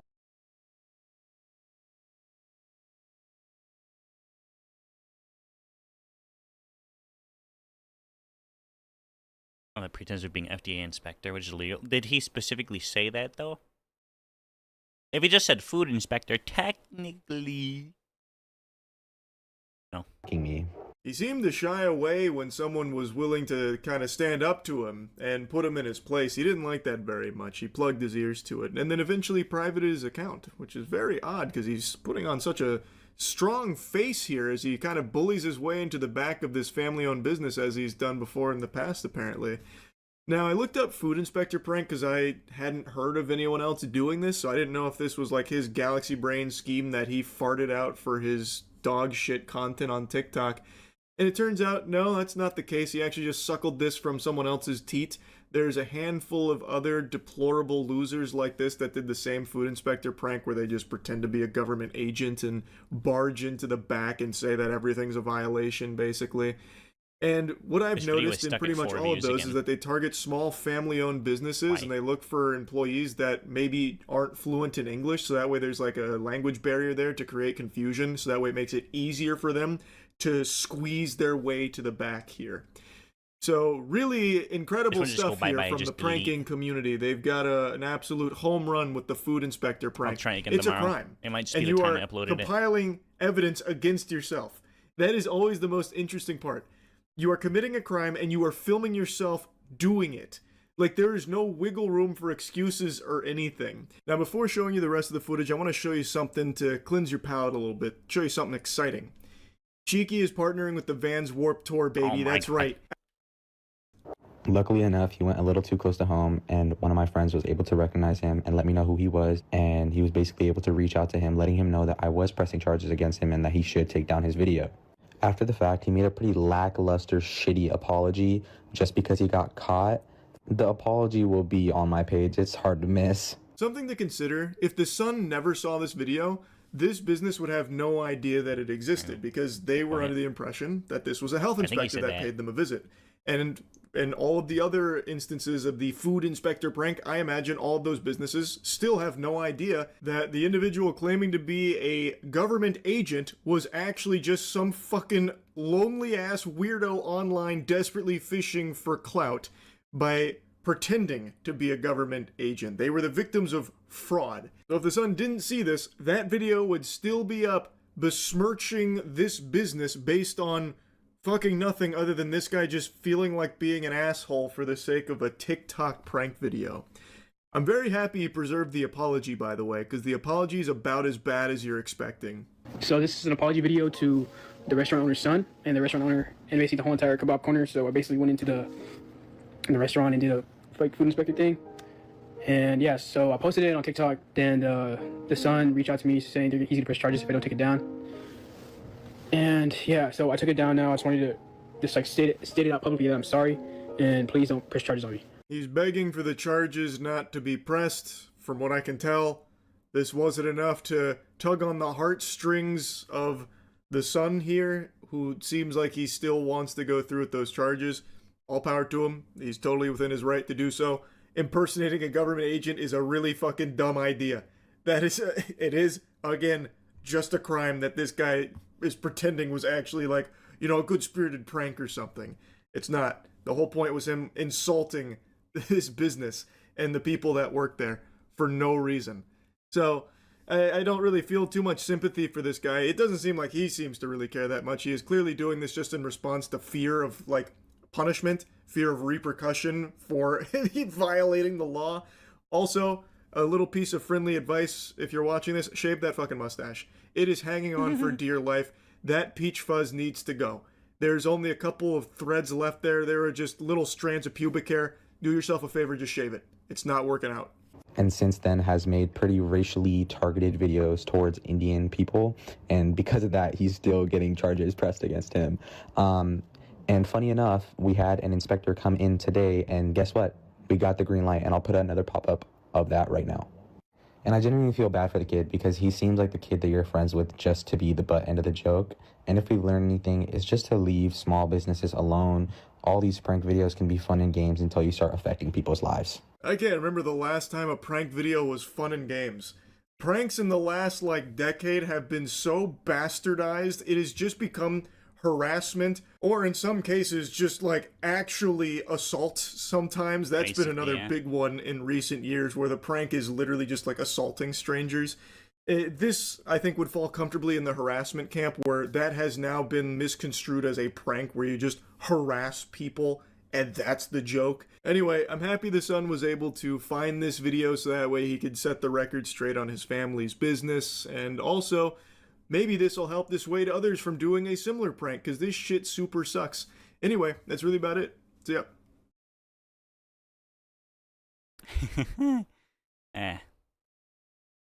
You've heard me yap and whine about the overabundance of subscription services literally wringing people's wallets like towels just for the most basic of services and products. Pretty much everything now is trying to ham-fist a subscription into the business model to always be able to hose you down and shake you down for your lunch money. Obviously, the biggest culprit and the one that has really pushed the needle on this practice of subscriptions for everything is streaming platforms, and this is one that I have endlessly hawked loogies on.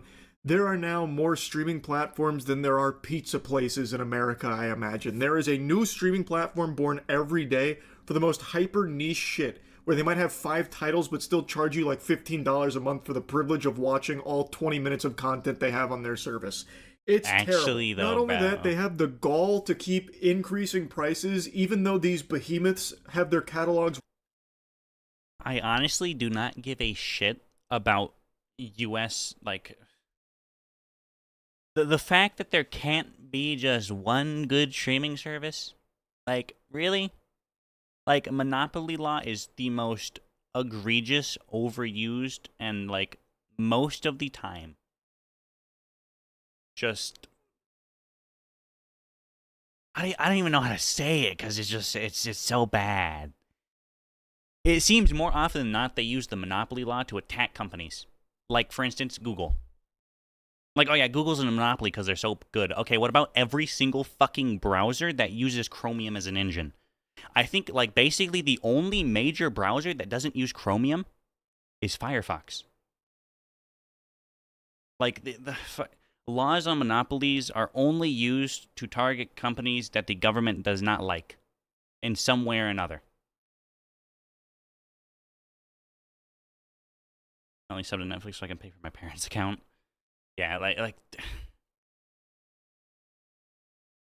the fact that all these companies are allowed to exist and do what they do, they will literally go to studios, and they will intentionally, mind you, break up a series. For instance, if it's Scream, how fucking painful is that to watch these days? Oh boy, you gotta subscribe to 4 different services just to watch the series. It's 6 movies. How the fuck is it split up so much? They intentionally split it up. They make these deals with each other to intentionally split up these films through licensing them out. That way, people have to pay for multiple services to watch shit. They do it even more egregiously sometimes, where they take series, like episodes, and they break up the seasons. Sometimes not even the seasons. They'll break up episodes within a single season throughout different services. That way you either miss episodes or you pay for another service. It's so bad. I would say that's worse than a monopoly. But apparently the US government doesn't think so. Weakened constantly because it's so cannibalistic, where they'll lose the licensing rights for a season of their show and it'll get picked up by a different streaming platform. Like Pokemon is the most infamous example, where in order to watch... It's not that they lose the licensing, it's that they intentionally, this has been confirmed, that they intentionally collaborate with each other to do this shit. Because they know they're going to make a shit ton more money. Every season of Pokemon for the whole series, you would need like 12 different subscriptions to 12 different services, because all of them are divided so like chaotically. And that's again, the song sometimes and it's so dance for egregious so that they many of literally these divide a streaming season giants, between where their multiple catalog services. keeps getting weaker, yet they keep charging more for it. Like most recently, HBO It's Max intentional. announced their price increases, much to the chagrin of any sensible person on the planet. It's just so expensive, and it's just out of control. But I don't want to just yap about something that I've already blabbered on quite a bit. Instead, I want to focus more specifically on just how awful subscriptions have become for every industry ever. It has infested everything. It is an infection that is showing no signs of slowing down. It is spreading everywhere, and there is no better example than what I just learned about. Coming straight from Kohler's asshole to your asshole, they are introducing a toilet accessory that's basically a little camera that'll analyze your poop for you. And guess what? You have to pay a subscription fee for the privilege of having your fecal content analyzed here. So you get a shitter attachment here, like you're making a fucking Call of Duty loadout, you're putting a red dot sight on here, and you have to pay a subscription on top of it. That blows my mind. Why is that a subscription? What the fuck? I want to be clear. There are some things that a subscription makes sense for. If there's like a reoccurring purchase of something that you plan on getting long term, as long as there's like an ease of cancellation in there, I don't have like a problem with subscriptions in principle. I have a problem with the way that subscriptions are utilized for absolutely everything now, where it is just beyond exploitative. It is being shoehorned into every single product and service imaginable when there is just no reason for it. Like I said, there are legitimate good use cases of subscriptions. If it's something that you're going to be buying every month, every other month, whatever, that makes sense. I get that. This, I don't get at all. Why the fuck would this be a subscription? You've already bought the piece of technology. There is no reason to continue shaking your piggy bank out here for it. And it costs a pretty penny too. It is not cheap. You are shelling out 599 clams to get your hands on the Dakota clamps here. So basically, what this accessory is a device that clamps over the rim like a toilet bowl cleaner and points an optical sensor at your excretions and secretions. It'll analyze the images to detect any blood and reviews your gut health and hydration status. And there's apparently multiple plans to choose from that can range from $70 to $156 per year. That is, I imagine, on top of the $600 entry fee just to have that piece of technology. Which, if you don't pay the subscription for, you basically just bought a paperweight. You bought a fucking brick that is attached to your toilet bowl if you don't pay the subscription, because it just won't work. It's so silly to me. You don't even own your shitter associate here clamped to your toilet bowl. You have a brief permission slip to access it and use that technology as long as you're paying the subscription fee, as long as you're suckling on their titties. We are fully in the age now of you will own nothing and be happy. That is where we are. You actually basically own nothing at this point, and that is the way every industry is gearing towards. It is pushing everything to just, you have the idea of a product or service. You don't actually have your paws on anything. There's nothing real there. It's all imaginary. You are granted limited access with the fee that you pay for it, but can be taken away at any time for basically any reason at this point. It is truly an age where you actually pay for things but don't own any of it. I cannot believe that something like a toilet bowl accessory is now having a subscription model attached to it. Now, I don't even hate the idea of this item, by the way. It is like an important thing to monitor like your gut health. Like there is a lot that your I haven't even been to a that your cardiologist poop in can like 3 say years. about your health, and it is something a lot of people overlook. So something like this could actually be like really helpful to some people. It At could this rate, even I basically just potentially ignore my save health. lives. There's definitely that possibility as well, but it can only do that if you're willing to pay a subscription fee for it. That's unbelievable. Sounds like American That health is insurance. unfathomable to me. I can find no justifiable explanation for why this would require a subscription fee. That's You not good, already have no. it. It is already It is. doing what it was Illegal. designed to do. There's no need to continue to pay for it to do that. You already have the technology right there. You got the little fucking doodad gizmo right there, and it's doing what it's designed to do. What is the subscription for? It's not like there's some kind of doctor on the other end of it that's getting paid a salary that you're paying for his input on or anything. You have it. It's working, but they can revoke your access if you don't keep paying for it with the subscriptions. I think we are getting dangerously close to the point where even something like flushing your toilet bowl will require a subscription with different plans for it. Like you get 5 poops per week with these flushes, and then if you pay more, you get up to 10 poops per week that it'll flush with this amount of power. And if you want to sign up for the premium plan, you'll even get like a jet booster where it'll really flush the shit out of that poop. Like, I just think subscriptions are going to I haven't infiltrate been to a doctor in many years. Much cheaper literally as far as I know. I'm healthy as everything. hell. I am They not. already are. Now let's go ahead and dig into this product a little bit more At to this learn rate, I would about rather it, I just not know. suppose, since I'm already yapping on it. Apparently it works by using a fingerprint sensor, so you'll sign in by giving it your fingerprints. This is another thing. Every single product and service wants as much biometric data on you as possible. So now, even having your shit looked at through a fucking camera will require some kind of biometric data to be gathered on you. Oh my god. But don't worry, you can trust Kohler with all of that. It says it secures your data via the fingerprint scanner and end-to-end encryption, and notes that the camera uses discrete optics looking only at the results, not your body parts. Dakota's sensors seed down into your toilet and nowhere else, the company says. That's wonderful news, and we know that there's never been any kind of data breaches, and no one's ever See, lied that's about how brownstone. I secure told you that things you weren't are. healthy. So we can Don't take them tell at me their if I word ever here, knowing go. full well that all of that data is super safe and encrypted, and there's not going to be any weird kind of peeping toms using this technology think for the nefarious, last perverted purposes or time anything I like went that.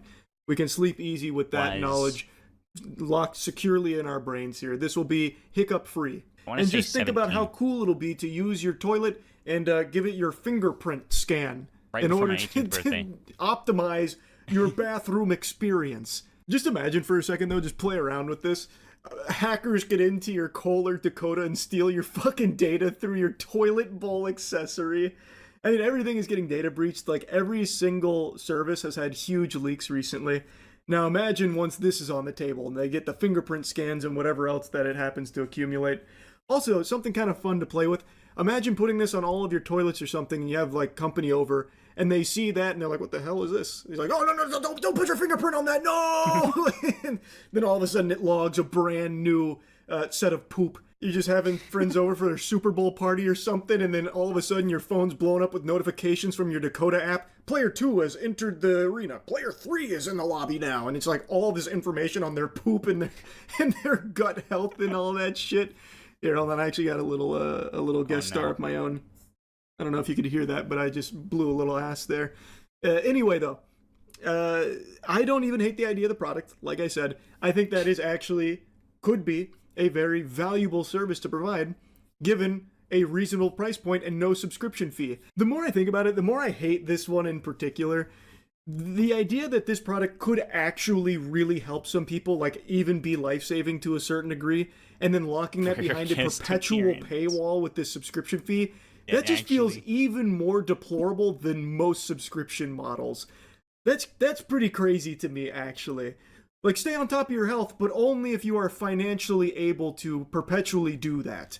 $156 per year on top of the $600 you paid to have the device on the toilet in the first place. I hate that. I really do. Anyway, I really hate how everything is getting a forced subscription fee on top of everything. Every single business seems to be gravitating towards it. It sucks. Anyway, that's really about it. See ya.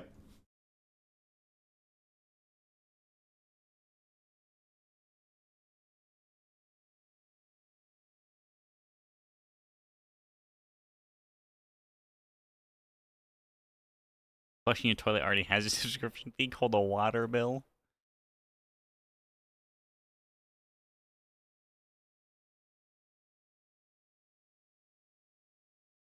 It only looks down. Disregard that water is reflective.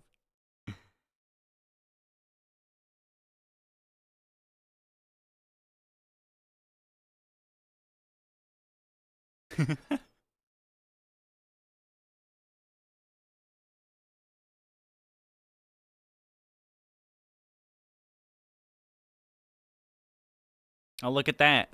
Grifter number 2 has already made his video on it.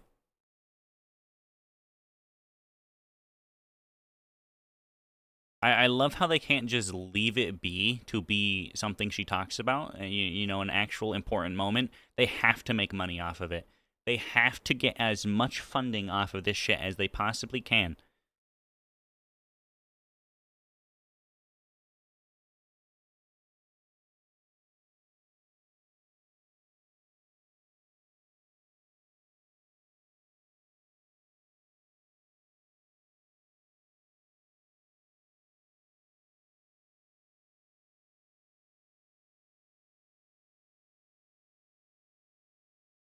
Nuke has a new video, I think, yeah. Ugh. Oh boy, look at that. Something Halloween related. Not directly, but close enough.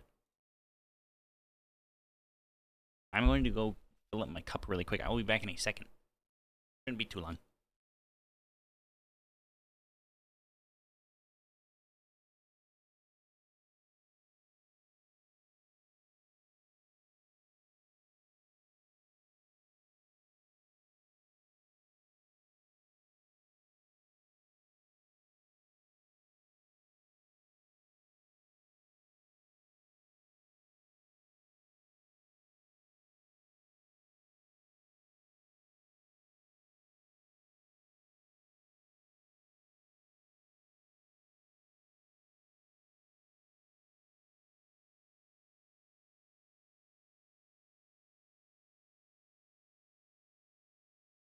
I am back.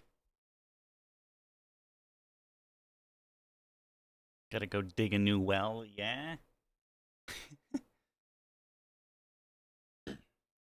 Ah. Yeah, that's in fact thinking of not keeping up with my health. Not only did I get water, I got a soda as well. Gotta carry that bucket up and pour water into it. Wow. I think I am at a point where I would rather just not know, honestly. Because I know the next time I go, it's probably gonna be bad.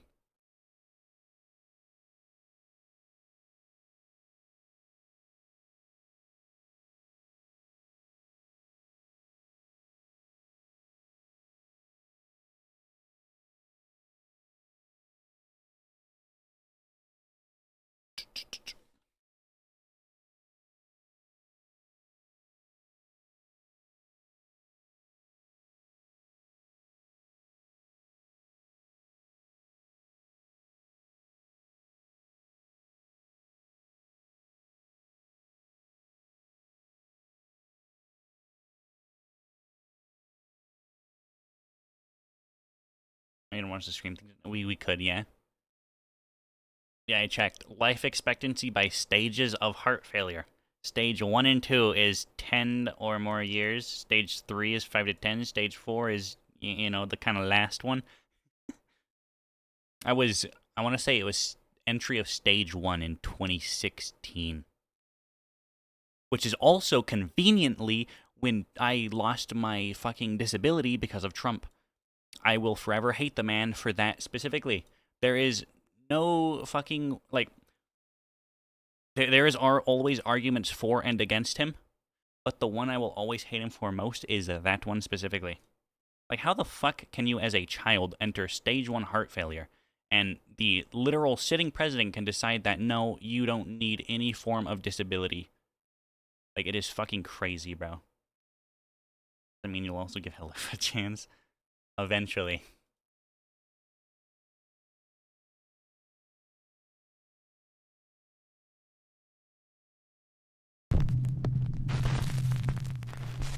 A TikTok user named Keely says she often gets motion alerts from the security camera in her basement, but every time she checks the video, there's nothing there.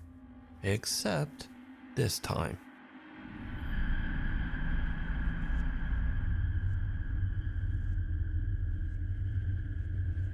Bruh. Did you see it? When the footage is brightened, we can see a strange misshapen... I saw a fucking cone head. Something that seems to be slowly climbing up the stairs from Keely's sub-basement. Strangely enough, the motion-sensing camera didn't detect any further movement after this single clip.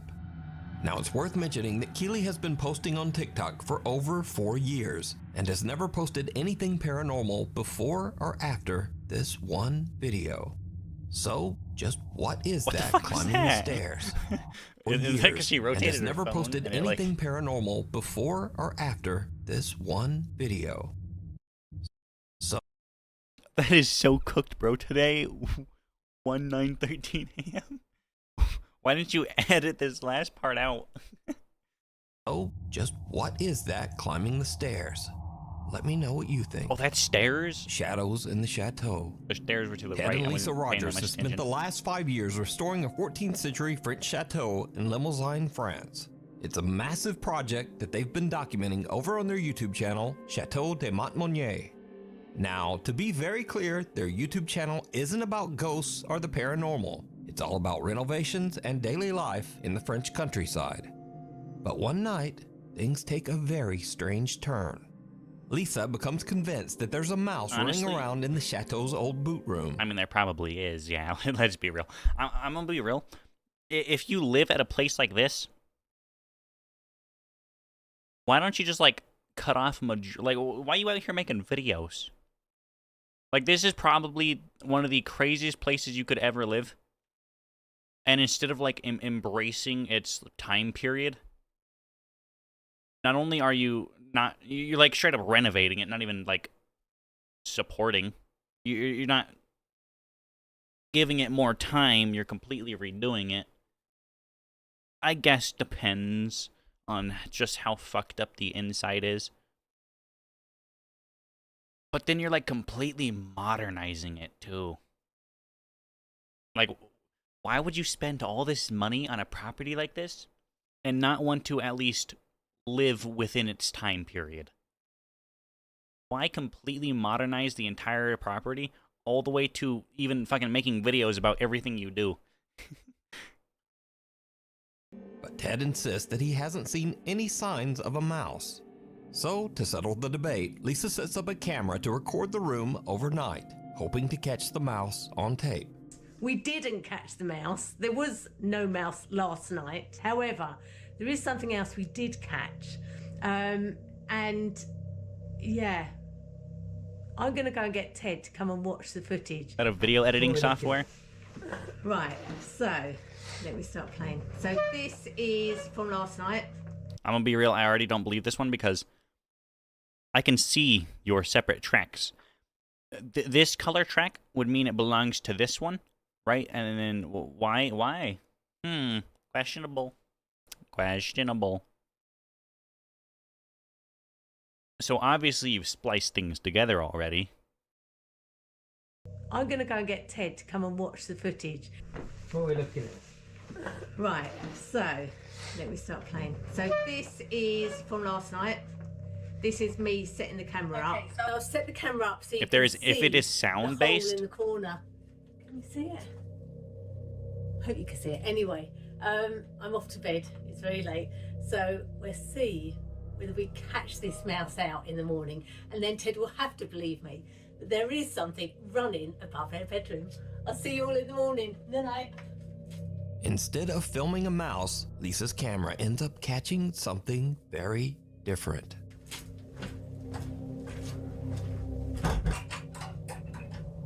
just left Now, the you light on. heard me put the latch on the door there. Yeah, it sounded like it, yeah.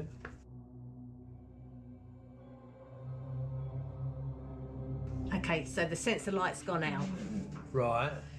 So I'm going to forward this bit because it's about 2 hours, well, it is 2 hours, 27 minutes into filming last night. Now, we went to bed about midnight, Yeah. so this would be about 2:30 this happens.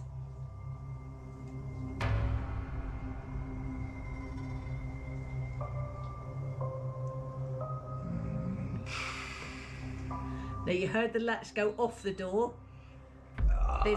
Yeah. And that's the light coming on.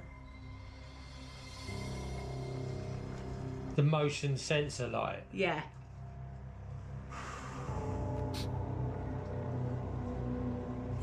Bloody hell, what? There's shadow there? Yeah. Yes, I can see a shadow moving across it. Yeah. Keep watching. Oh my god. What? That's got to be an animal or something, isn't it? That was a big shadow for an animal. How? Well, no. No. You must. No, that's not how that works. A mouse could make a shadow that big. It just needs... The closer something is to the light, the larger its shadow is going to be. The further away it is, the smaller. This will account for people as well. If you're standing right in front of a small light, it's going to be a massive fucking shadow. You can't, How can an animal get up you so... You can't have put the latch on properly. I put the latch on because you heard the latch go on. Yeah. And you heard the latch come off. I didn't actually hear the latch come off, but, you know... Right, let me play that game.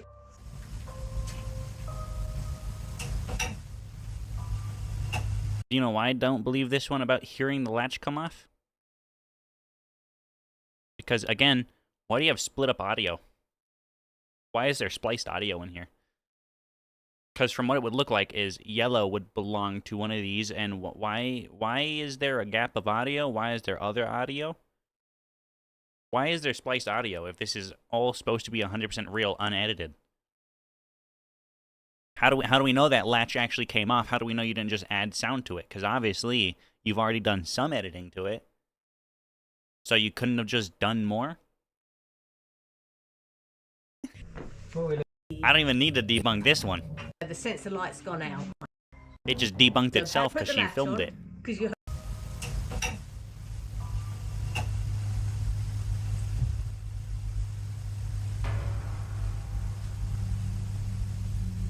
You hear the latch? Right, yeah. The door open. Now to push that door open, that's the heavy door, you've got to push it inwards. So somebody's got to be standing there to be able to open that door. Yeah. And there's nobody standing there. And I've never known that door swing open on its own. No. And the other thing is, the camera is up on a tripod. So to move it in a tilt, like it's tilted moved, up, something has moved. It hasn't moved the tripod because the tripod would fall over. It's had to move the camera. Oh, that's... Can you prove it was on a tripod? I don't know, mate. I don't know. It's the shadow that got me than anything. The shadow walk... I don't get it. That's weird, isn't it? I don't That get is it. just I don't get bonkers. it. The door to the room unlatches and opens. A motion sensing light turns on, and a creepy, unexplained shadow seems to glide across the room and actually move the camera. Lisa says that despite the eerie incident, there's nothing to worry about, and the Chateau de Montmagny is still open for guests. We have lived here for 5 years and never had any ill feeling whatsoever. No, I can't say that there is. That is pretty bonkers. So I never caught a mouse. You might have called something else. Now, as for Ted, he's not sure what to think about all of this. I don't know whether I They're believe lying. or not believe. I 100%. don't disbelieve. Let's put it that Or way. she's lying at least. But it's just kind of... They know that place is creepy. You know, Oh, you meant that part. It's just weird. Yeah. The figure in the frame. And my The reason I'm not even going to try to debunk that one because it debunked itself. Why do you have spliced audio? Why do you have extra audio tracks? Like, it basically debunked itself. State Park in Sarasota, Florida, visitors have long claimed to see a pale, ghostly figure drifting silently through the park. In this next clip, Alicia Galvin stands inside one of the park's historic 1930s log cabins while her boyfriend films. He catches something truly chilling. This place is so cool, isn't it? Yeah. What the somebody in there with you? No? The fuck? Behind behind Alicia, a pale white figure seems to walk through the old cabin. Cards before Against Humanity vanishing settles his into thin air. trespassing lawsuit. Why the fuck did I need a phone notification for that? I got an actual physical notification on my phone for Cards Against Humanity winning a trespassing lawsuit. Why the fuck do I need a notification for that? They're like Twitch, bro. Like, I don't give a shit that Kai Cenat's doing a subathon or that Justin Bieber went live. I don't follow either one of them. Like, they're actually doing the Twitch thing now. So did they catch the park's legendary ghost? Is it a trick of the light? It's a big Or case. just clever editing? It doesn't You need to send it to decide. everyone. Night terrors. A concerned mother says that her young daughter Cora has recently been suffering from intense night terrors. Their family doctor suggested she record one of the episodes so they could get a better idea of what might be happening. So one night, she's filming little Cora, and she captures something truly chilling. If I remember correctly, isn't that when they...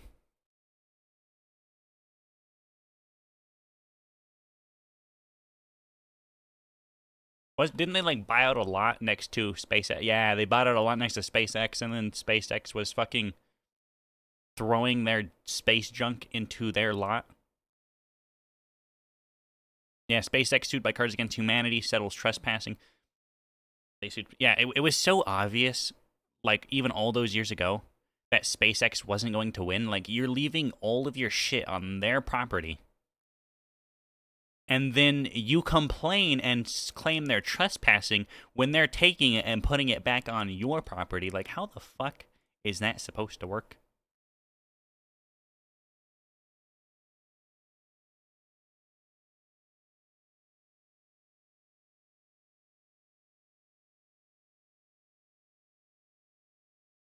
Game companies promising to share proceeds with fans. That's a year ago. Do people still get money, bruh?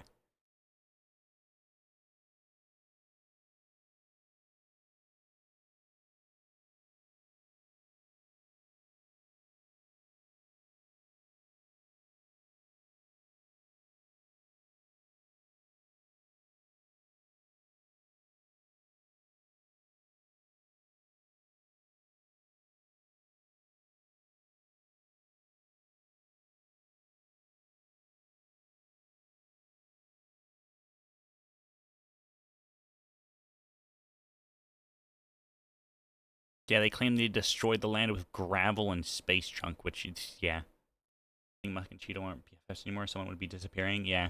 I believe the whole thing was they bought the land during the whole border wall thing, the first term. And then SpaceX had a plot next to them, and then they started leaving their shit there.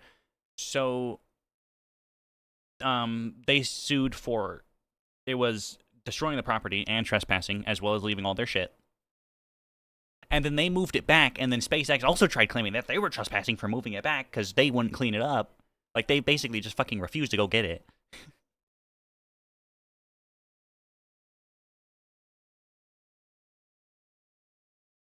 Also, I believe I'm probably going to leave to eat in a minute or two, so probably finish this video, huh? I think I might end when I do. That way we can do the movie night.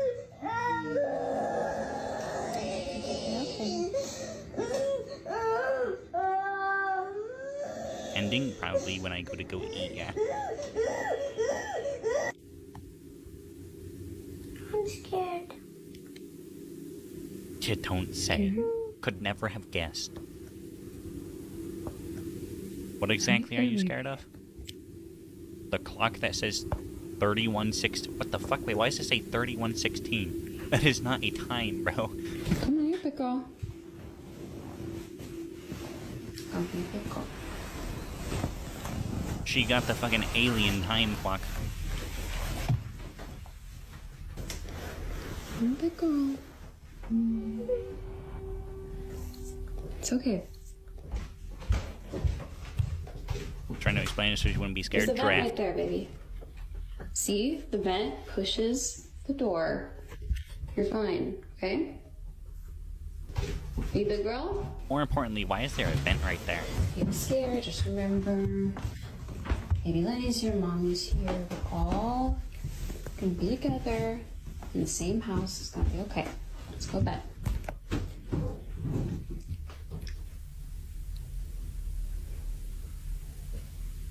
What's wrong, Cora?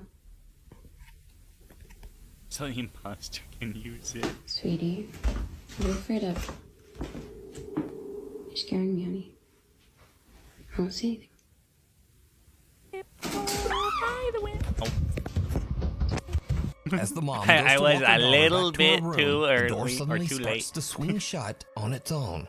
She brushes it off, thinking it must just be the air vent. But when they reach Cora's bedroom, the little girl refuses to go inside, just staring toward the window in fear. Then, without warning, the blinds slam shut. The mother and daughter are terrified and run screaming from the room. But later, viewers notice something the mom missed. As she tells her daughter she's a big girl, a faint little voice seems to whisper back. Listen closely. I'm a big girl. It's okay. The hell? It's okay. That sounds like a fucking. It's okay. Nah, that's a When stretch, the bro. mom That examines sounds like the footage, she notices something else. Like, the air sounds conditioning more like a wasn't perk even of anything. running when that door closed. So the AC was not on when the door closed. And do you know how? It's very that's loud. how. And you can hear it coming from the vent. Some skeptics in the video comments suggest that the blinds are probably remote controlled. So, the mom posts another clip to prove them wrong. But things get a little weird. So I'm coming into the room to show you the blinds, which I have opened back up to demonstrate how they're closed. It's not electronic, it's not battery powered, it's... You pulled down on the centerpiece. That's not creepy.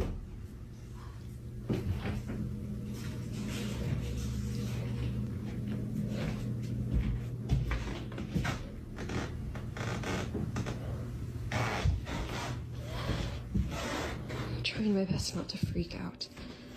So, to close these blinds, you have to touch it and close it like that. I guess That push is the up. only way to close these blinds. There are no batteries or remotes here at all. No wires. You have to touch it and you have to close it like AI. this. And there's no way I could have done that since I was standing on the opposite side of the room. And there was no way I could have closed all four at the same time. The mom says they plan to move out of the house as soon as possible. But what do you think? Is little Cora being haunted by some dark entity? Or is it all just an elaborate hoax? You decide. If you see something that you think would be perfect for the top 5, email me at nukestop5@gmail.com. You can also tag me on TikTok at nukestop5official, and be sure to tag me only using a Spirit Box app to try and Oh my contact god, a ghosts. Spirit Box app. Now, to be honest, I'm not such a fan of ghost apps, but during one late night stream, Chris captures something that's a lot harder to dismiss. You know what's the hardest part here to dismiss? The fact that she's trespassing in a fucking cemetery in the middle of the night. Like, really? Hi, Jonathan. Hi, buddy. It's nice to talk to you. Whoa, whoa, whoa, whoa. Whoa, whoa, whoa, whoa, whoa. It just said Jonathan, bombings 1920s. You are amazing. Mortuary. Right. It just said right. As Chris approaches an old gravestone, a small white figure about the size of a child seems to walk out from behind a tree Those apps cost and money just too, vanish. yeah. Chris doesn't see it, but after his live audience points it out, he reviews his footage and is shocked. Paranormal versus pets. I guarantee Troy you he Legault just says put those that into his a house is speech haunted machine by and a just put very custom shit. active poltergeist. Missed that mist. Yeah, missed the mist.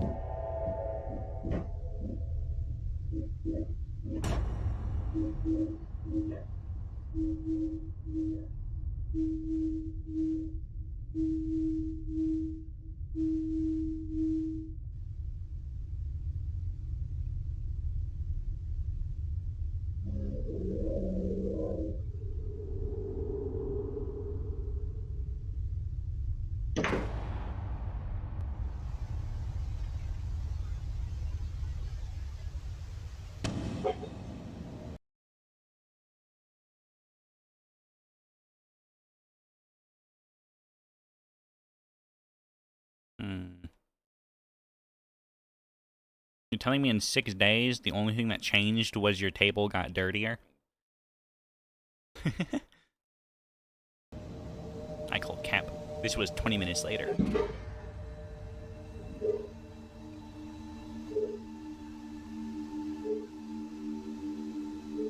I'm about to say, apparently anything changed. Yeah.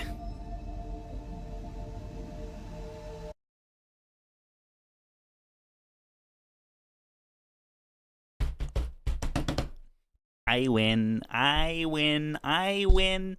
You want to know what I noticed? It got dirtier, because this is the first clip. Look at the time. Go back, look at the time. Only about 10 minutes has passed.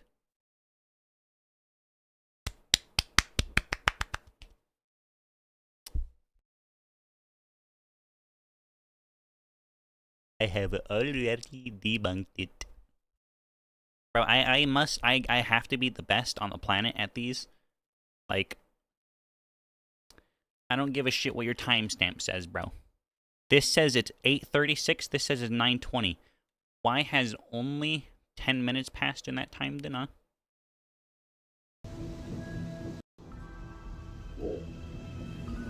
Troy says that these strange incidents in his home have only gotten more intense as the weeks go by.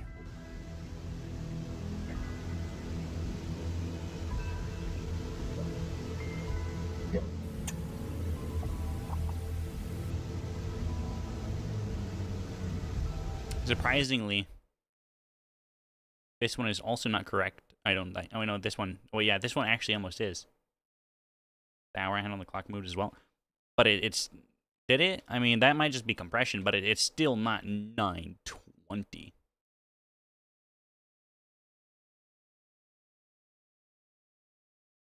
Wait, oh my God, their table actually exists. They have a table under there.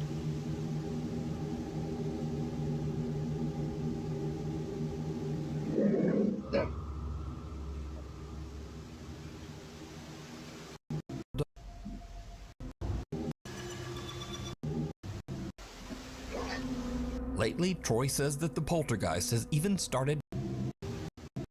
Why is there no timestamp on this one?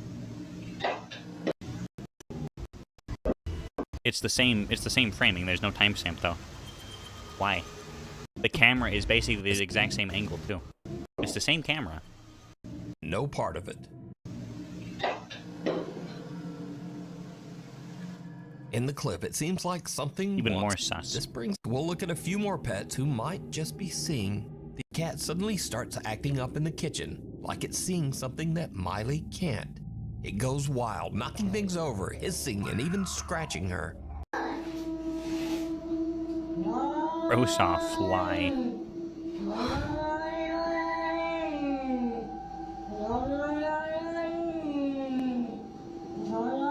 Kitty, no.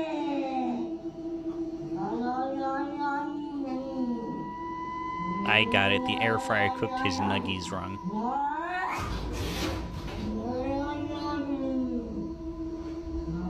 Miley says that she couldn't see anything, and to this day she still has no idea what set her cat off that night. Next up, Jacinta Simone says that she and her partner bought an 1800s farmhouse in the countryside just outside of Sydney, Australia. But first, here we go again. Gotta completely destroy and modernize the building that was probably perfectly fine. First day they arrive to start moving in, like, and they're. If you want a modern house, just buy a modern fucking house. Leave the old shit to people who actually want to live there. Yeah? Dog does this. Oh yeah, it looks real 1800s now. What is it? What is it?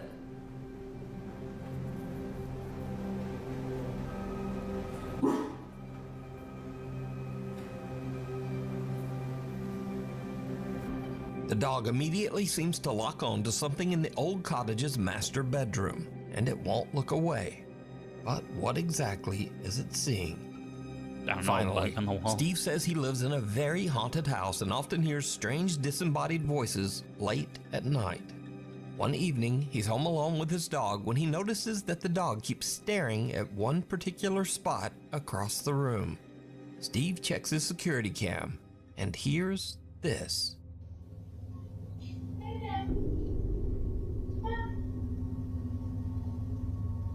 That could literally just be any friend he invited Some over to say unknown those three female words. voice says, "Play dead," and then immediately after says, "Come."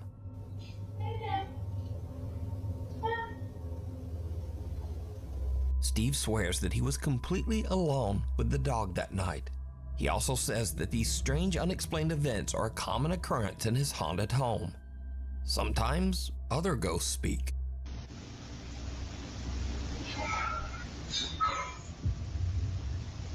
And then, sometimes, a ghost might just walk through the wall.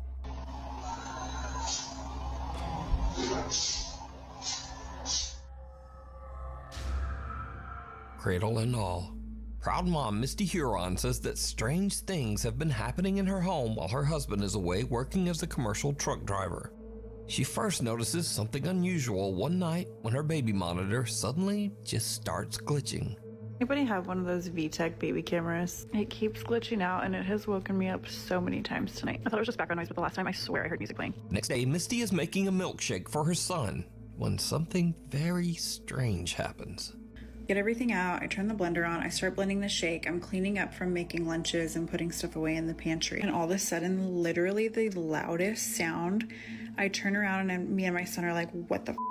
The blender literally flew across the kitchen. I'll post a picture, but it came unplugged, the motor's on the floor, the jug that holds all the contents is splattered everywhere. There's shake all over my cabinet. So Misty says her 10-year-old daughter Olivia doesn't sleep in her old room anymore, as it's been turned into the nursery for their new baby. Olivia has a new bedroom upstairs now, but her old bunk bed still sits in the nursery, empty and untouched.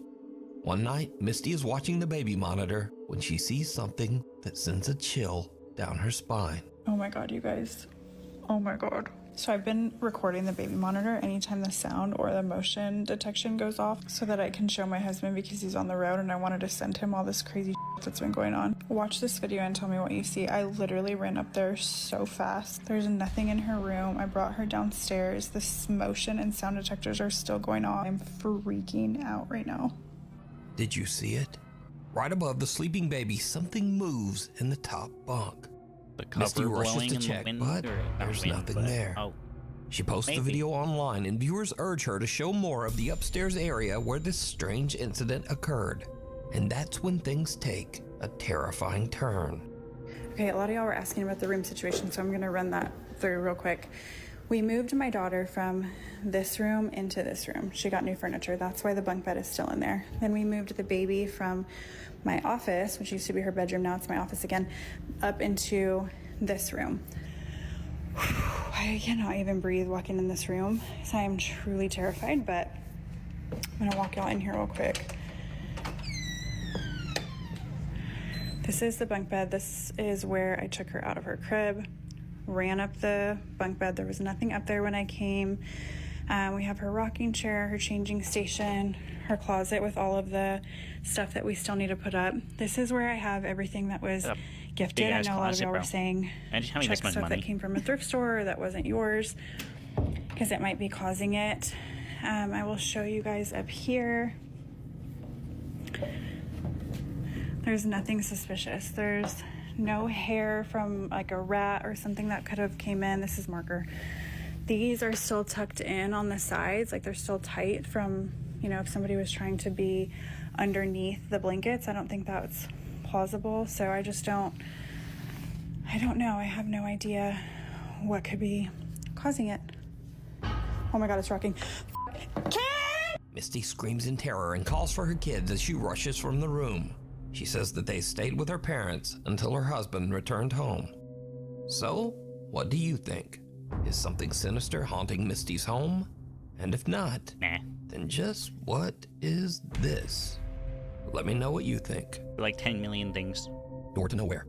TikTok user Appalachia Decay lives in a 200-year-old farmhouse deep in the woods of the Appalachian Mountains of West Virginia. And it's been modernized, One day, hasn't it? she hears strange noises coming from the basement. Noises that she suspects are probably rats. She grabs her phone, starts recording, and heads downstairs.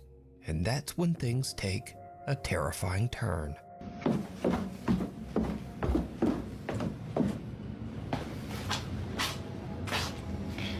Surprisingly, it looks like maybe not.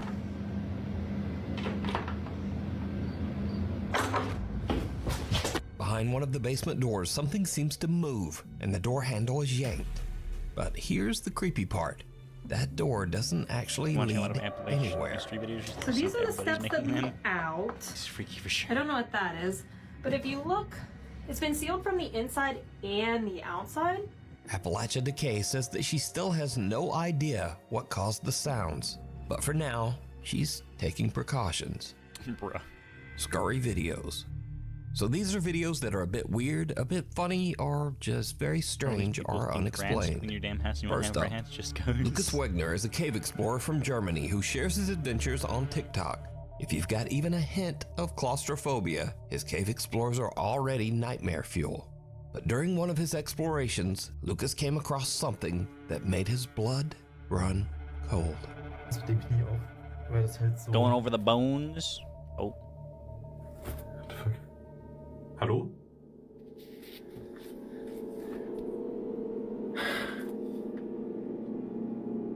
Hallo?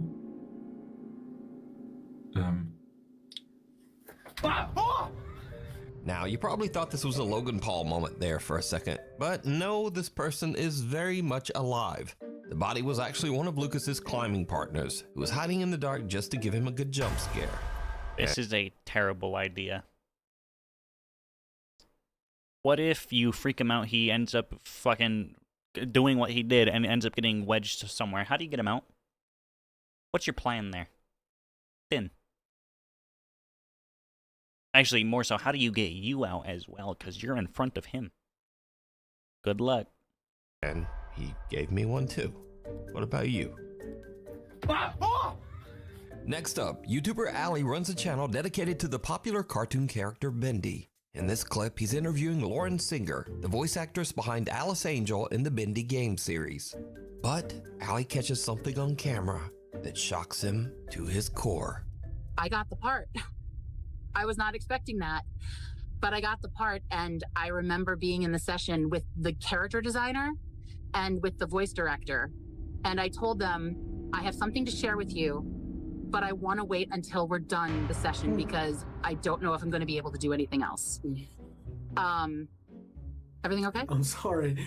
I just, there's a problem with the background and your face is reflecting the mirror. Oh, I saw you jump. Yes. I got scared so much. But I want to wait until we're done the session because I don't know if it's reflecting the mirror. Oh, I saw you jump. Yes. I got scared so much. Oh. Yeah, because this is a chroma key. Oh my god. I'm so sorry for interrupting you. Oh my That god. is hilarious. You need to keep that in the interview. You have to. So it turns out that Ali's mirror is perfectly reflecting Lauren's face from his monitor and projecting it over his green screen background. So it's not a hoax, but that is pretty elaborate. In this next clip, two members of the housekeeping staff go to clean a hotel room. What they find absolutely terrifies them.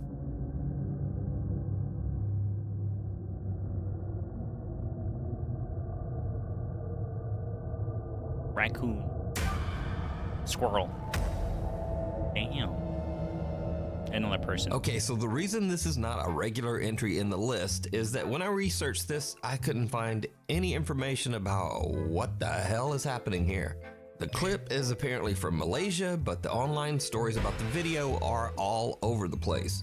Some people say they saw a ghost in the room, and some people say there was a person in there, and some people even say they walked in on a guy taking a shit.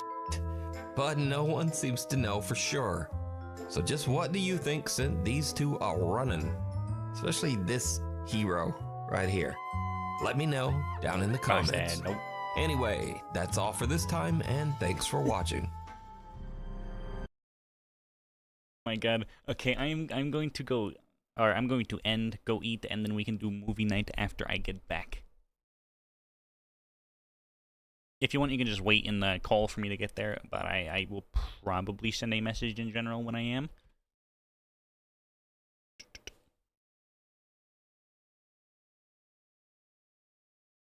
I shouldn't be too long, probably like 10 minutes, maybe 15.